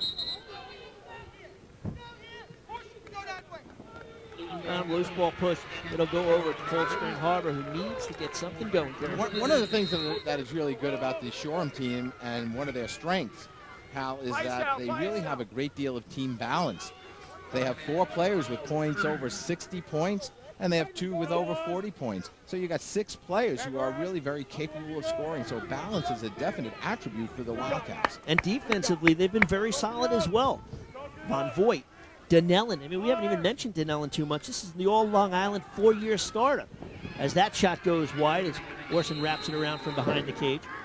Well, Donnellan has been doing a great job on Pizer. If you've been watching that matchup, he has been really playing Pizer very tough. Pizer's really been handling the ball a lot on dead balls, getting the ball off the restarts and face-offs. But once the ball is out of his stick, credit Donnellan, John Donnellan, the all-Long Island player. going to Quinnipiac for doing a great job defensively. And Pizer on the inbound, who's watching him? Dinellen. So Doug Lawner getting a little bit of time in the second midfield. Now for Cold Spring Harbor. Can't press too much yet. Still 15:50 to go in this game. 3:50 to go here in the third. 12 minutes in the fourth. Behind the cage, Balukas. Nice play. Dinellen with the check there as Pizer went for the cut. Pizer down to the turf. He'll get back up. Cold Spring Harbor again will get the ball behind the cage and the stick of Balukas. Good effort by Greg Pizer. He took that shot in a lot of traffic, put it just wide of the cage. Balukas looking to work one-on-one. Had 3 goals in the county championship against Manhasset. Lawner on the wing. Orson spins, trying to get away from Gleason and cannot. Put it back up top, Matt Arcadi. Arcadi goes one-on-one. Here comes the double. Dinellen, nice stop behind the cage to keep it in play by Poshman. Well, that would have been a turnover on Cold Spring Harbor. Balukas. Here comes the double. 2.5, almost a third player comes over to force him. Now the pass to Balukas, handcuffs him again. Has to get over to the sideline to keep it in bounds. Able to do so, scoop it up, but checked out of his stick neatly by Unterstein. And great defensive play, puts the ball back in the hands of the Wildcats. Hey, I like the way that little Kevin Unterstein, the sophomore, 5'8", 130, he didn't hesitate taking on Balukas, the All-American at 6'1", 205. He did a great job checking that ball right out of his stick. He was on the sideline, and Unterstein, give credit to the young sophomore. He had a couple of great games against Mayapack and Comsawag, and Coach Rotan said, you know, those 2 games really boosted his confidence, and since then, he's just been playing some solid lacrosse. This is Unterstein. Chris on the rush. On the far side, they push it back out. Now it's interesting. See, here they didn't go to the cage. They waited, they hold it out now, see if they can get a good look or possess. Well, there's a pretty good look. Chaknowski stopped by Clark. Chandler Clark collects. That's a big stop right now. I think if you're Cold Spring Harbor, you've got to say to yourself, hey, we cannot put any other goals on the board against us right now. And our offense has to find a way. As that shot goes wide, rushing all the way down the field, Thomas Ronan. And he's really a story in himself. He's got that big brace on that right knee. Blew out his knee playing football against Island Trees in the last game of the regular season. Had the ACL surgery. In fact, Dennis Bond's wife, Elizabeth, she is a therapist at the Northport Physical Therapy Center. She rehabbed him back into shape. Really was the best midi on the team. He was one of the best runners before the injury, but he hasn't really gotten back to full strength. But pound for pound, Coach says, strongest player on the team. Well, he's only played, I think, now the last 5 games, Hal, including the playoff game. So he really has not seen a lot of time, and he's going to have to get himself back into playing shape pretty quickly. Man-up situation now for Cold Spring Harbor as Cook is in the box for Shoreham. They will work it up top. Balukas to Pizer. Very patient. Over the far side, Greg Pizer. His shot sails high and wide. Pizer shooting from about 12 yards out as Balukas quarterbacks this man-up advantage for Cold Spring Harbor with 1:46 to go here in the third quarter. 8-4 the score. That shot again goes high and wide. DeMarco, who's been good in the cage so far today, really doing a nice job. But a lot of the Cold Spring Harbor shots, Hal, are not on cage. They're missing the cage with Balukas taking that shot, missing the cage, Pizer missing the cage. And your extra man, they've got to be able to put that shot on cage, make him have to make the save. Not only that, Kerry, most of the shots are coming from the outside with the exception of Balukas when he comes around on the wrap. That time, Pizer hits the post. Second post that they've hit in this quarter. And now on the transition, man down. Shoreham able to come up with it. Checked out of the stick neatly there. Patrick Farrell with the check. And now it looks like Cold Spring Harbor wants to run, but that ball spins away and out of the stick of Joseph March back over to shore from Wading River. What a series of events right there, and I thought the Cold Spring Harbor did a good job coming up with the ball after it hit off that pipe, and that was a great shot by number 1, Stephen Pizer, the young sophomore. But he hit that pipe, and that thing came all the way back to the Cold Spring Harbor half of the field. So now it's Cook who puts it back into play for Shoreham. Teams all even. Final minute of period number 3. Up top, Cervini. Cervini with 2 assists on the afternoon. Make it 3, assisting on Ferrara's last goal. Cook being watched by Farrell. They go on the far side. It's back into Cook's hand. Gets a pick there. And they go back behind the cage. This is where Shaknowski likes to start playing from. Looks to take it out to Cervini. 30 seconds to go. Cervini being checked from behind by Lundgren, but I think we may get a flag here. Well, I think we're going to get a loose ball hold, and that'll be Shoreham ball again. So they're doing a good job. They're holding possession now for this minute. They're down to 23 seconds. I think you're going to see them hold for that one shot now. You're up 4. It's a pretty good idea to hold it here. Don't give them a shot to get back into this one at the end of the quarter. Those are such demoralizing goals to give up. They gave up one in quarter number 1 as we hit the final 10 seconds. Cook looking for Unterstein. Warner tries chasing it down with 5 seconds to go. They're just going to have to get it in front somehow. Nothing going on here as Unterstein retrieves behind the cage. That'll do it. 2 goals in that quarter. And it was Shaknowski, his 5th of the game at 5:58. Stephen Pizer taking the unsportsmanlike penalty. And Shoreham Wading River capitalizing on that man up to score and make it 8-4. And that's where we stand as we head into the final 12 minutes. You're watching the Long Island Class C Championships. Shoreham Wading River leading by 4 over Cold Spring Harbor.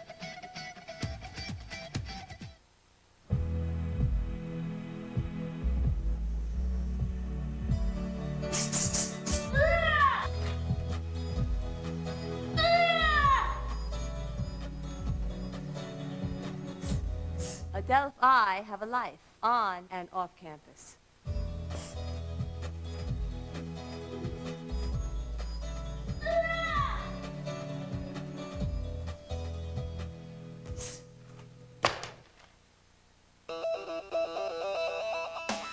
We were losing by a goal with 19 seconds to go in the second overtime period and ended up scoring the tying goal with 13 seconds and the winning goal with 6 seconds to go. So we scored 2 goals in 19 seconds to win a game which everyone thought was over. We didn't give up. We kept playing hard and ended up winning the game. Catch it on Cablevision local programming. TV that's close to home. Hofstra Stadium, Hempstead, New York. We get set to begin the 4th quarter in this Long Island Class C Championship. And Kerry Gluck, during that timeout, we were just talking up here in the booth at what has gone on, what has transpired on the field. Shaknowski, you know the guy can score. He's done the job. But you look at the score sheet, Greg Pizer struggling on the faceoffs, scoreless thus far. Well, you know, and you got to give a lot of credit. John Donnellan is doing an outstanding job. The All-Long Island, All-County player is doing a great job on Greg Pizer, keeping him away from the ball when it's not in his stick. And, you know, and that's a tough job.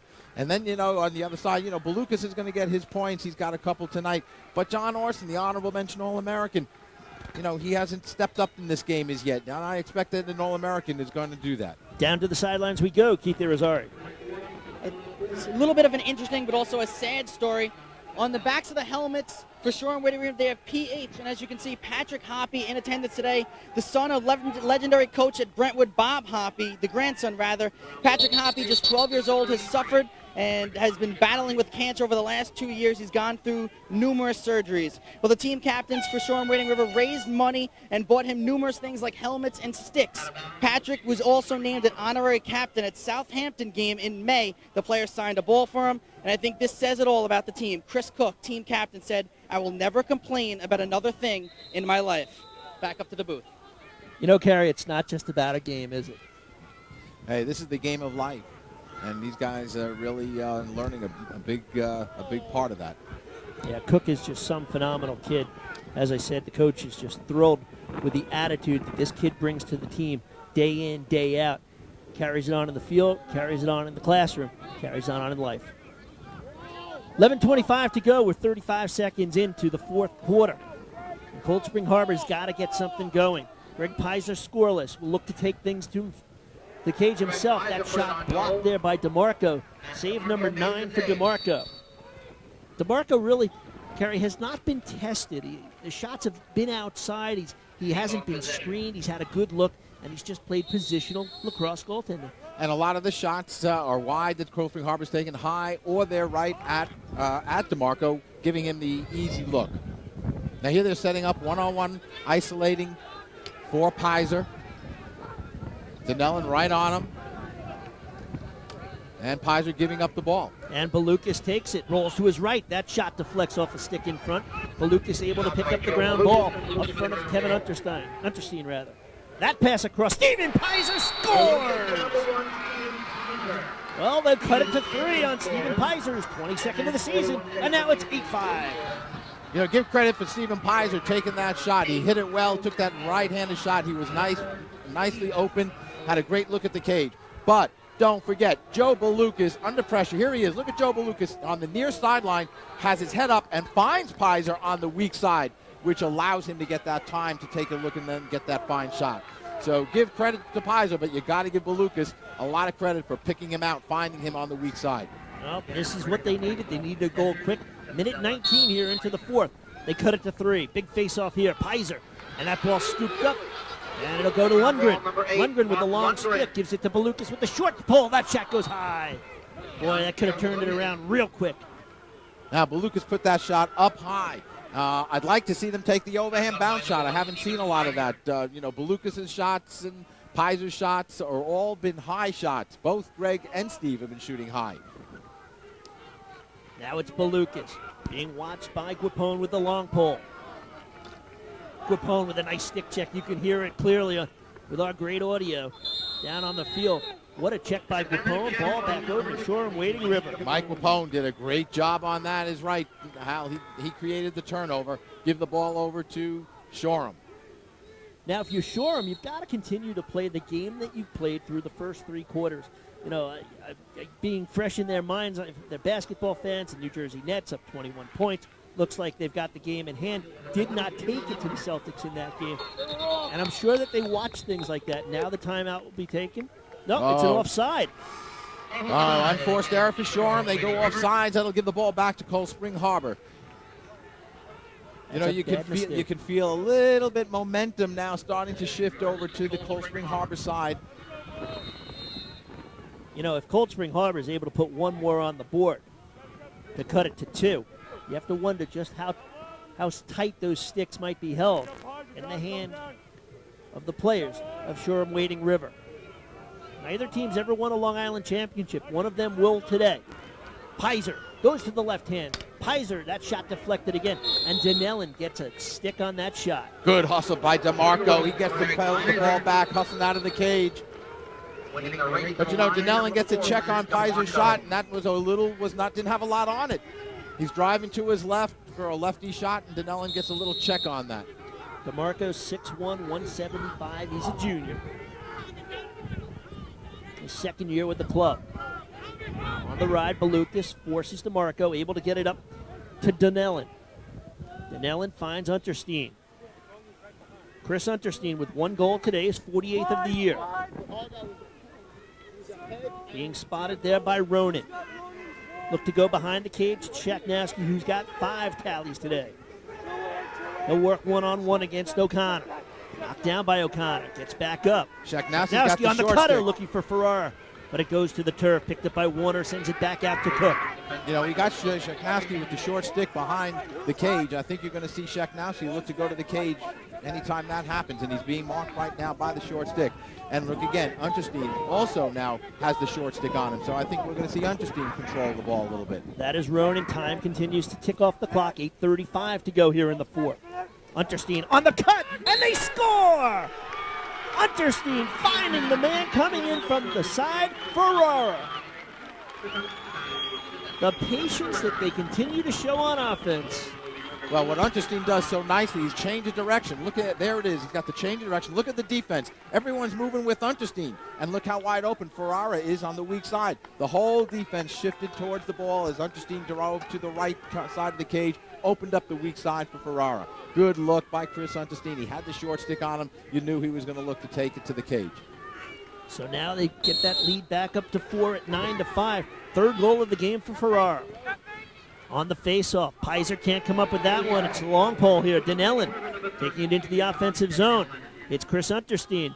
He'll pull it back out, see if they can get the right personnel on the field as Cook now comes onto the field as he replaces Dave Von Voigt.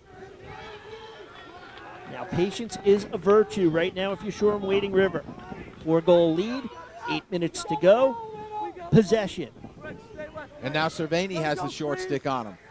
Again, Shoreham looking to go to the cage.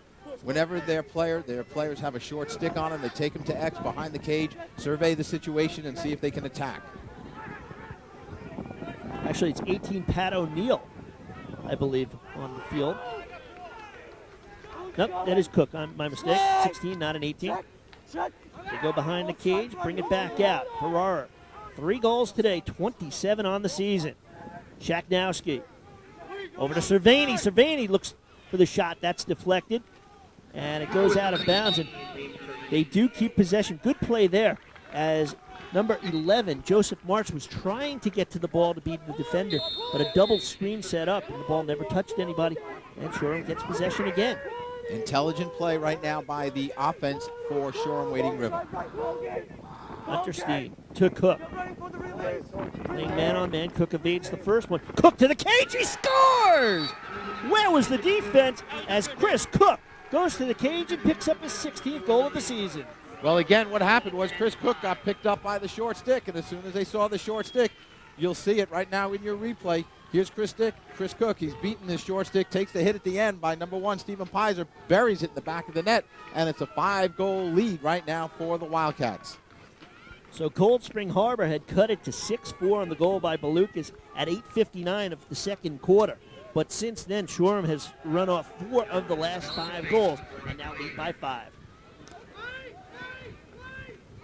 On the face-off, ball loose, still on the turf and picked up again by Shoreham. Another face-off victory as they get it to Warner. Man open in front, but Warner smartly pulls it back out as they get the right offensive unit on the field and put the ball in the stick of Liam Savini. Savini gives it up to Cook. Cook, an all-county player.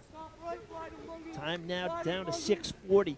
Now this is real big press time right now, I'd say, for Cold Spring Harbor. Kerry, at what point do you have to start doubling up and trying to force a turnover? Well, it's tough also the way Shoreham is playing right now. They're playing everybody up top, and they're playing the man with the ball behind the cage, especially against the short stick, which is what you have right now. You have the short stick, Matt Arcadi, going against the ball.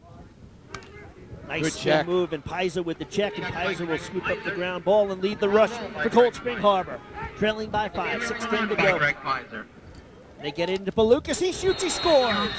Balukas went to the left hand and fires it over the shoulder of Matt DeMarco to cut it to a 4-goal game. Well, that shot was a nicely placed shot by Joe Balukas. It was a fast break opportunity for Cold Spring Harbor as the ball was checked out of the stick by Pizer. He picks up the ball. Here it is, the left-handed shot, and he goes to the off-stick side. And that was a nicely placed shot by number 9, Joe Balukas. 3rd goal of the game, 56th of the season. Now another important face-off. Interesting here, Pizer doesn't get down on the ground as low as a lot of people. He just does it with his strength. He's got great arm strength, great leg strength. And now the timeout will be taken by Tom Rotans as the coaching staff looking out on the field. It looks like they didn't have the right personnel out on the field, so he wants to talk things over. I don't know if they liked what they saw. Greg Pizer wasn't taking the face-off. He was down in the attack zone, and they moved Stephen Pizer into the face-off. And so I think the defense was a little unsure how they should play that, and they were trying to call over to Coach Rotans to see what they should do, so he called the timeout. Now Dennis Bond will have to talk to his club, try to get them going here as they still trail Cold Spring Harbor. He's assisted by John Campbell, athletic director Jimmy Amon. As they talk it over, and Bond, math teacher at Cold Spring Harbor, an assistant football coach for 10 years. He tasted a Long Island championship on this field in November. Graduated from Sewanaka High School in 1984, played for Tom Flatley, Nassau Community, won the national title there. Coach Speckman, an MVP in that championship game. And, you talk about face-offs. It's easy to learn from a coach that won 23 of 25 face-offs in that championship game for Nassau Community College. I guess ball possession has always been crucial in the mind of the head coach, Dennis Bond. But he's going to have to do a little bit more right now and get this offense going. Trailing by 4 with 6:06 to go. Lee Shaknowski, 5 goals for Shoreham Wading River. Tony Ferraro with the 3 also for them. And Balukas with 3 goals for Cold Spring Harbor. Greg Pizer, again, not taking this draw.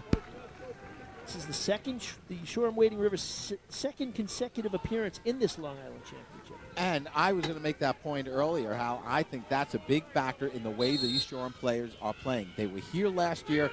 They lost a tough game last year to Manhasset in the Long Island Championship.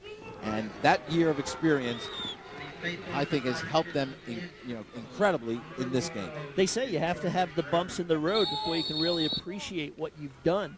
And this club, I think, has taken the experience of last year, and they were able to bring back a good crew from last year. And, those kids, they know what it's like to play here. And, everybody wants to get here. This is always the goal. Keith Irizarry reporting the chant of 6'8", 68, because they know this is what they want to do. This is where they're going to be. But you've got to work darn hard to get here. In talking to Mike Delia before the game, Mike said, I remember, Carrie, last year when we were here, you said that we were 1 year away because we had a lot of juniors, and you said we were 1 year away. He said, I think now we are ready and we are here. And they certainly are playing like they are ready. So now 5.5 to go. Still a 4-goal lead for Shoreham, who has possession. Got to continue to keep the play aggressive. Shaknowski gets away from Farrell. Will take it back behind the cage, cuts to the middle. Shaknowski scores! Takes the hit, his 6th goal of the game. Shaknowski slow to get up, but the defense expected him to go behind the cage. They overplayed him. He saw the opening, took it to the cage, scores goal number 6. And with 5:17 to go, it's now a 5-goal lead. Well, young Lee Shaknowski, the sophomore, just has the speed to beat Pat Farrell, the defender, at 6'2", 215. Here he is. He turns the corner, protects the stick nicely. See how he changed it, puts it in his right hand, and now he's right in on Chandler Clark. Again, so many of the Wildcat goals are coming in close, right off the crease area against Chandler Clark. Looking at the other side of the coin, the goals that Cold Spring Harbor has had have all come from the outside. Very few in tight on Matt DeMarco. 6 goals today on 9 shots for Lee Shaknowski. Boy, came in with 3 goals right now. Just keeps piling up. Balukas on the cut. There's Orson with a goal. Nice feed there. Orson from Balukas, just like that. They get back on the board and cut it back to a 4-goal lead. Well, that was just a beautiful fast break opportunity by Cold Spring Harbor. You saw them come down into the fast break situation. There's the pass. Orson getting the goal from Balukas, and they get that goal back. But nicely done. I like the way they came off the face-off. That's what they hadn't done all game. Pies are winning that face-off and getting them right into the fast break. And here again, now he's got the ball again off the face-off. 2nd goal of the game, 52nd of the season. And off the loose ball, it's scooped up neatly by Cold Spring Harbor, who calls a timeout.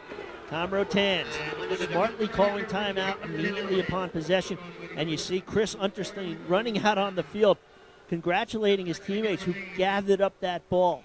Now, that was a very important possession. Pizer wins the last faceoff, comes down, and they get a fast break goal. He wins the 2nd possession. Good hustle by the defense to get to dislodge the ball and get it a ground ball. And you don't want to lose it in your defensive zone at this point in the game. Just under 5 minutes to go with that 4-goal lead. You want the ball in your stick. Well, the keys for Cold Spring Harbor, they needed to win the ground ball battle, the faceoffs. They've really been about even in this game. And you would expect them to win the faceoffs. They really haven't controlled it well. They said they can't have the careless mistakes. They have to be mentally sharp. And I think they came out, they didn't play that way. And, hey, credit Shoreham Wading River. They jumped on them. They saw the team maybe came out a little flat. They could have sat back very easily, but they did not. They took advantage, got out to the quick lead. And, Carrie, I'm sure, as a coach, you know what it's like. It's got to be a lot easier to play from in front than play from behind. Oh, absolutely. You got to change their whole strategy, looking to play catch-up, which is what they have had to do this whole game.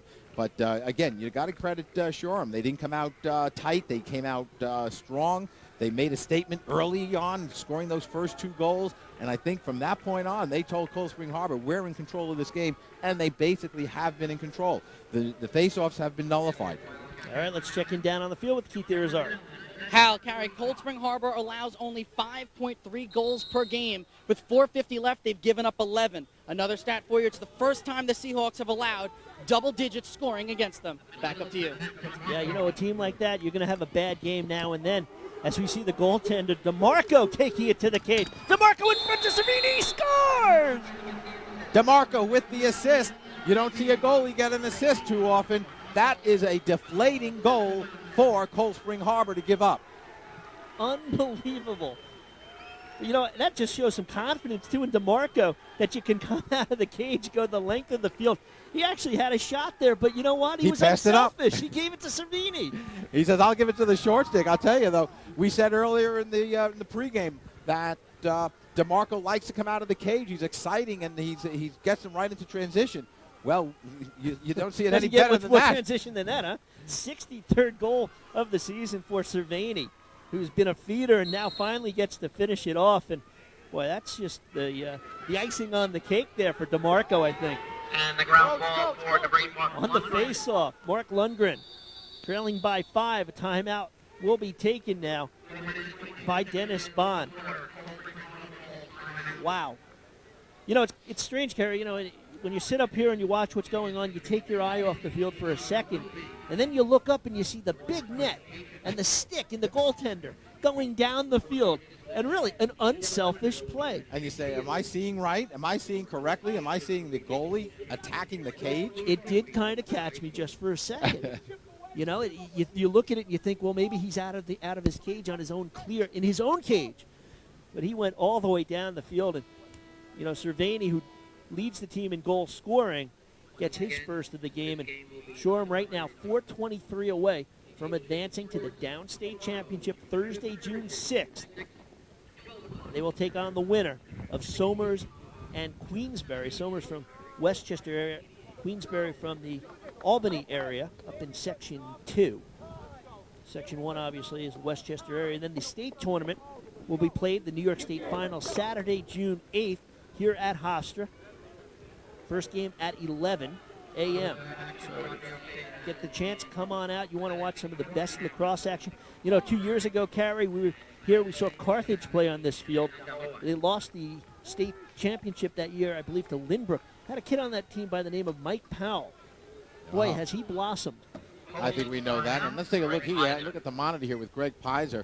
In 2002 faceoffs, look how many wins and losses, a career faceoff average of 81%. That is outstanding, phenomenal. Off the timeout. That shot hits the post. Boy, both teams have hit metal in this ball game. Cold Spring Harbor 3 in this half. I think we should see a loose ball push called against Cold Spring Harbor. Credit Mike Unterstein forcing that play. Comes over to the sidelines. High fives Liam Cervini as Cervini comes in. Boy, and the emotion on the sidelines right now. Shoreham Wading River, everybody high-fiving, patting each other on the back, and just kind of quiet, head down, thinking about a lot of things that they may have done incorrectly in this championship game. As 4 minutes to go for Cold Spring Harbor and their season. Loose ball on the turf, scooped up neatly there by Joseph Marks. They've got to start taking chances, but turning it over to Guapone will not help. This is Farrell. Getting it to the long pole of Mark Lundgren. Lundgren looking downfield, has a man. High pass with a lot of air under it. Comes down to Balukas, watched by Donnellan. Balukas, left-hand shot goes wide. A race for the ball, and the backer will be Cold Spring Harbor. They will get possession back. John Donnell did a real good job. I'm playing Joe Balukas on the other side after that clear.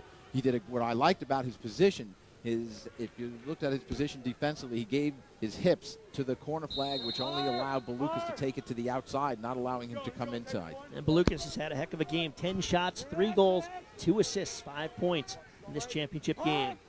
Balukas looks to come out from behind the cage, over to Pizer, who gets doubled. Dishes it out, Arcadi. There's the bounce shot, he scores. Well, you talked about it, Carrie. They needed to take the bounce shot. Arcadi gets the feed from Pizer and slams it home. And again, Pizer does a nice job. He gets a double, and then he reverses and looks up to find the open man. And he finds Matt Arcadi, the young junior. Here again, there's the feed from Pizer. And look now, nobody on Arcadi. He takes a nice shot off stick side, away from the stick of Matt DeMarco, and he puts it in the back of the net. That's what Cold Spring Harbor, I think, should have been doing much earlier in the game with those kind of shots as opposed to high stick side shots. Another key face-off. Greg Pizer now back taking the draw. Steven Pizer took a couple of draws earlier, but it is Kinsella winning the draw, gaining possession, which is key with a 4-goal game with 3:10 to go. Warner looks to go behind the cage. Gets checked there by the long stick of Joseph Martz. Here comes the double. Carney forcing Warner. Warner looks to come out in front. Warner comes out in front, dishes it off. Shaknowski gives it up. Flag thrown. Penalty upcoming. Probably a slash on Cold Spring Harbor. When the ball touches the turf, the whistle will blow. So right now, Shoreham would love to just hold possession for as long as possible. Don't have to keep it in the box yet. Not until under 2 minutes. Up top, Unterstein, there's the pass that goes past Warner, but with 2:35 to go, Shoreham Wading River leading by 4 will go man up. And it is a slash call. You are absolutely correct. Joe Martz getting called for the slash. That was the last thing that you want if you're Dennis Bond and the Seahawks, to put yourself man down for a minute with only 2.5 to go in this game. They've killed 75% man down on the season. They will have to come up big here. I think, that's not even going to be an issue. I would be very surprised if we even see Shoreham going to the cage. I think they're going to hold out. They'd just want to kill a whole minute off the clock, bring it down to a minute and a half, and say, hey, you're going to score 4 goals on us in a minute and a half. Let's see you try. So they'll work it outside, see when they want to take the double team if they have to. And have to force some kind of issue here. There'll only be a minute 35 left on the clock if they do indeed kill this penalty. Well, it'll be tough for them to double team in the man down right now. So the only way they're going to be able to do that is when they go all even with a minute and a half to go. 2 key penalties taken by Cold Spring Harbor. Remember, it was Steven Pizer taking the penalty after Shaknowski scored at 5:58 of the third to make it 7-4.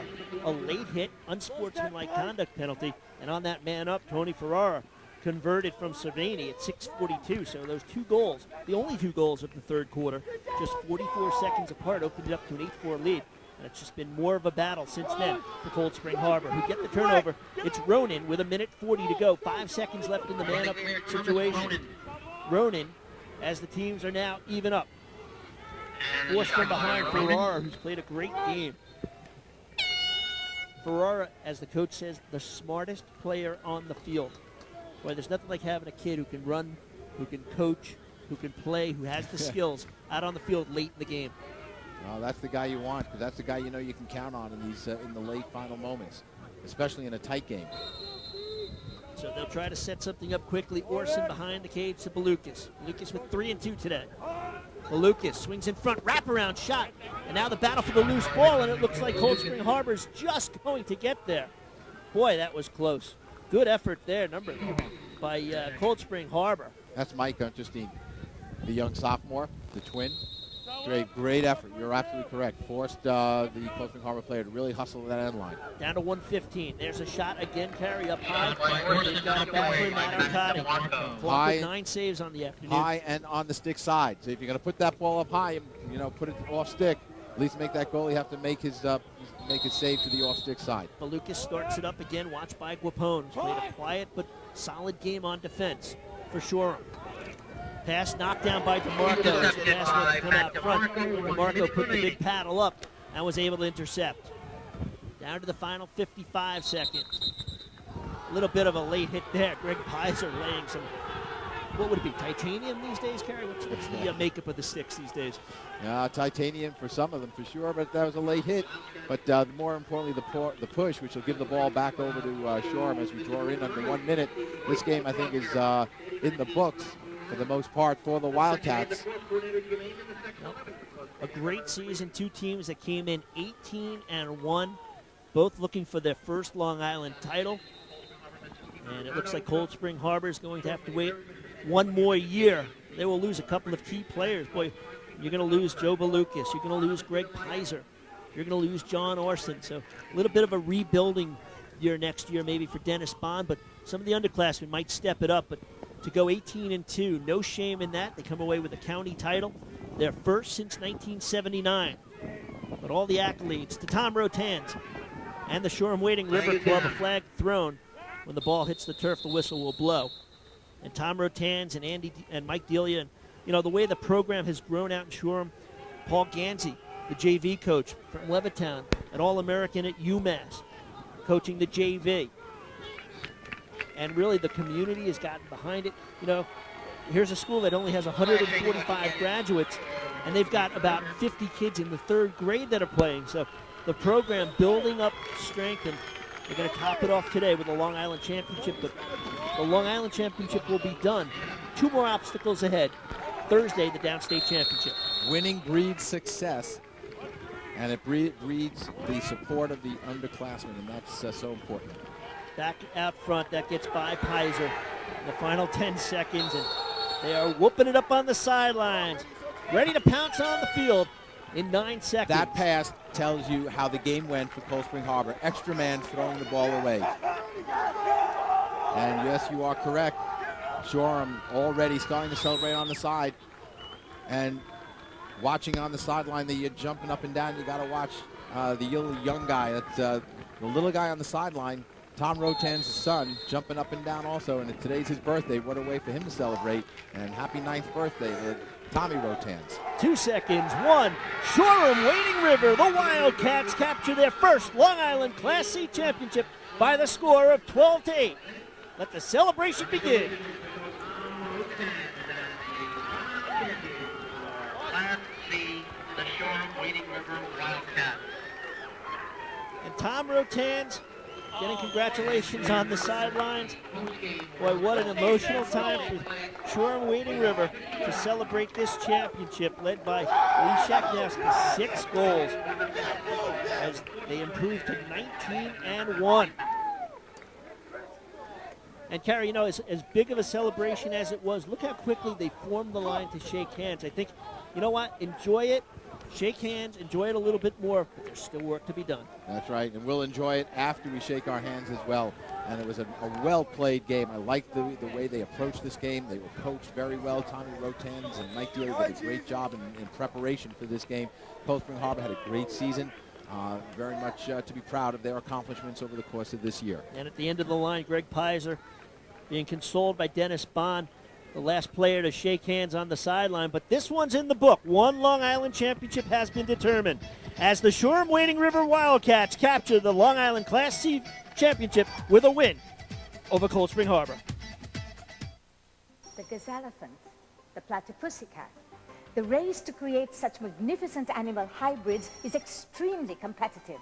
But ever since 2001, we've had a technological edge, a fiber optic communications network from LightPath. It allows us to share vast amounts of data with our research partners faster and more securely. And that led to our greatest success, the golden retriever. Thank you, LightPath. If you play hard and you've played to the best of your ability and you still get beat, life will go on. But don't cheat yourself, don't cheat your teammates by not preparing yourself and by not coming to play that game. If you do that, you've cheated yourself and your teammates. If you play hard and you lose, that's the game, that's life. Catch it on Cablevision local programming, TV that's close to home. And welcome back to Hofstra Stadium. This one in the book, as Shoreham Wading River captures their first Long Island Class C championship, 12-8 over Cold Spring Harbor. Carrie Gluck and I up in the booth. We send it back down to Keith Irizarry and our player of the game. Lee Shaknowski, 6 goals on the game and part of a victory for Shoreham Wading River. You guys are the Long Island champions. First off, talk about how that feels. Feels great. I think it's been our goal to get back to this game and to win it. Feels great. Against Cold Spring Harbor, a team who has a good defense, you guys put up 12 goals. How were you able to pick apart their defense? Well, I think we went to a lot of the games and we scattered our defense. And Coach Delia is very good with creating offenses to break defenses, and that worked. As a whole, how would you describe your team? I think we're all very close. That allows us to play better. That's what I think. And you're just a sophomore. You're now a Long Island champion. What more is there for you? Not much more. I don't know. Maybe state champion would be nice. Well, good luck in the state championship. Lee Shaknowski, today's star of the game for Shoreham Wading River, who gets the victory. We go over to Jimmy Cavallo. All right, Keith, thanks a lot. Yes, sir, the Shack attack. Lee Shaknowski. Ooh, tough act to follow. 6 goals in a Long Island championship. That is one for the ages. And for this club, Shoreham Wading River, what a difference a year makes. They walked off this field a year ago, only to lose to Manhasset in the Long Island championship. But give them credit. They fought their way back into this title game. And they brought the goods today. They were just flat out the better team. Every time it looked like Cold Spring Harbor might have a little spark to get back into this game, there was Shoreham-Wading River scoring again, just extending that lead. Never let Cold Spring Harbor get back into this game. Shoreham-Wading River's offense put so much pressure on Cold Spring Harbor's defense all day long. So congratulations to Tom Rotance and his staff. 8 years it took. But Shoreham-Wading River is a Long Island champion in the year 2002, and now they go for the whole kit and caboodle. And I'm sure the scouting report on Shoreham-Wading River will be if this team can score, they can score in bunches. Their leading scorer, only 1 goal today, but there was the Shack attack. Lee Shacknowski with 6 goals on the afternoon, and they did an outstanding job. 6-4 at the half. You think maybe Cold Spring Harbor is going to come out in the third quarter, get back into it? Well, Shoreham-Wading River shut out Cold Spring Harbor in the third quarter, took the 8-4 lead, just really never looked back. And it's their time now. The Wildcats are your 2002 Long Island champs. That'll wrap it up here for Class C. Like to remind all our friends, Cablevision Sports is, as always, brought to you by the good people at Adelphi University. Check them out on the web at adelphi.edu or give them a call at 1-800-ADELPHI. And by Cablevision Local Programming. It's TV that's close to home. So for Hal Sass, Carrie Gluck, and Keith Irizarry, it's Wildcat time in Hofstra country. Let them celebrate in Shoreham-Wading River. They are your champions. For the entire Cablevision Sports primetime crew, I'm Jimmy Cavallo. We'll see you next time on Cablevision Sports.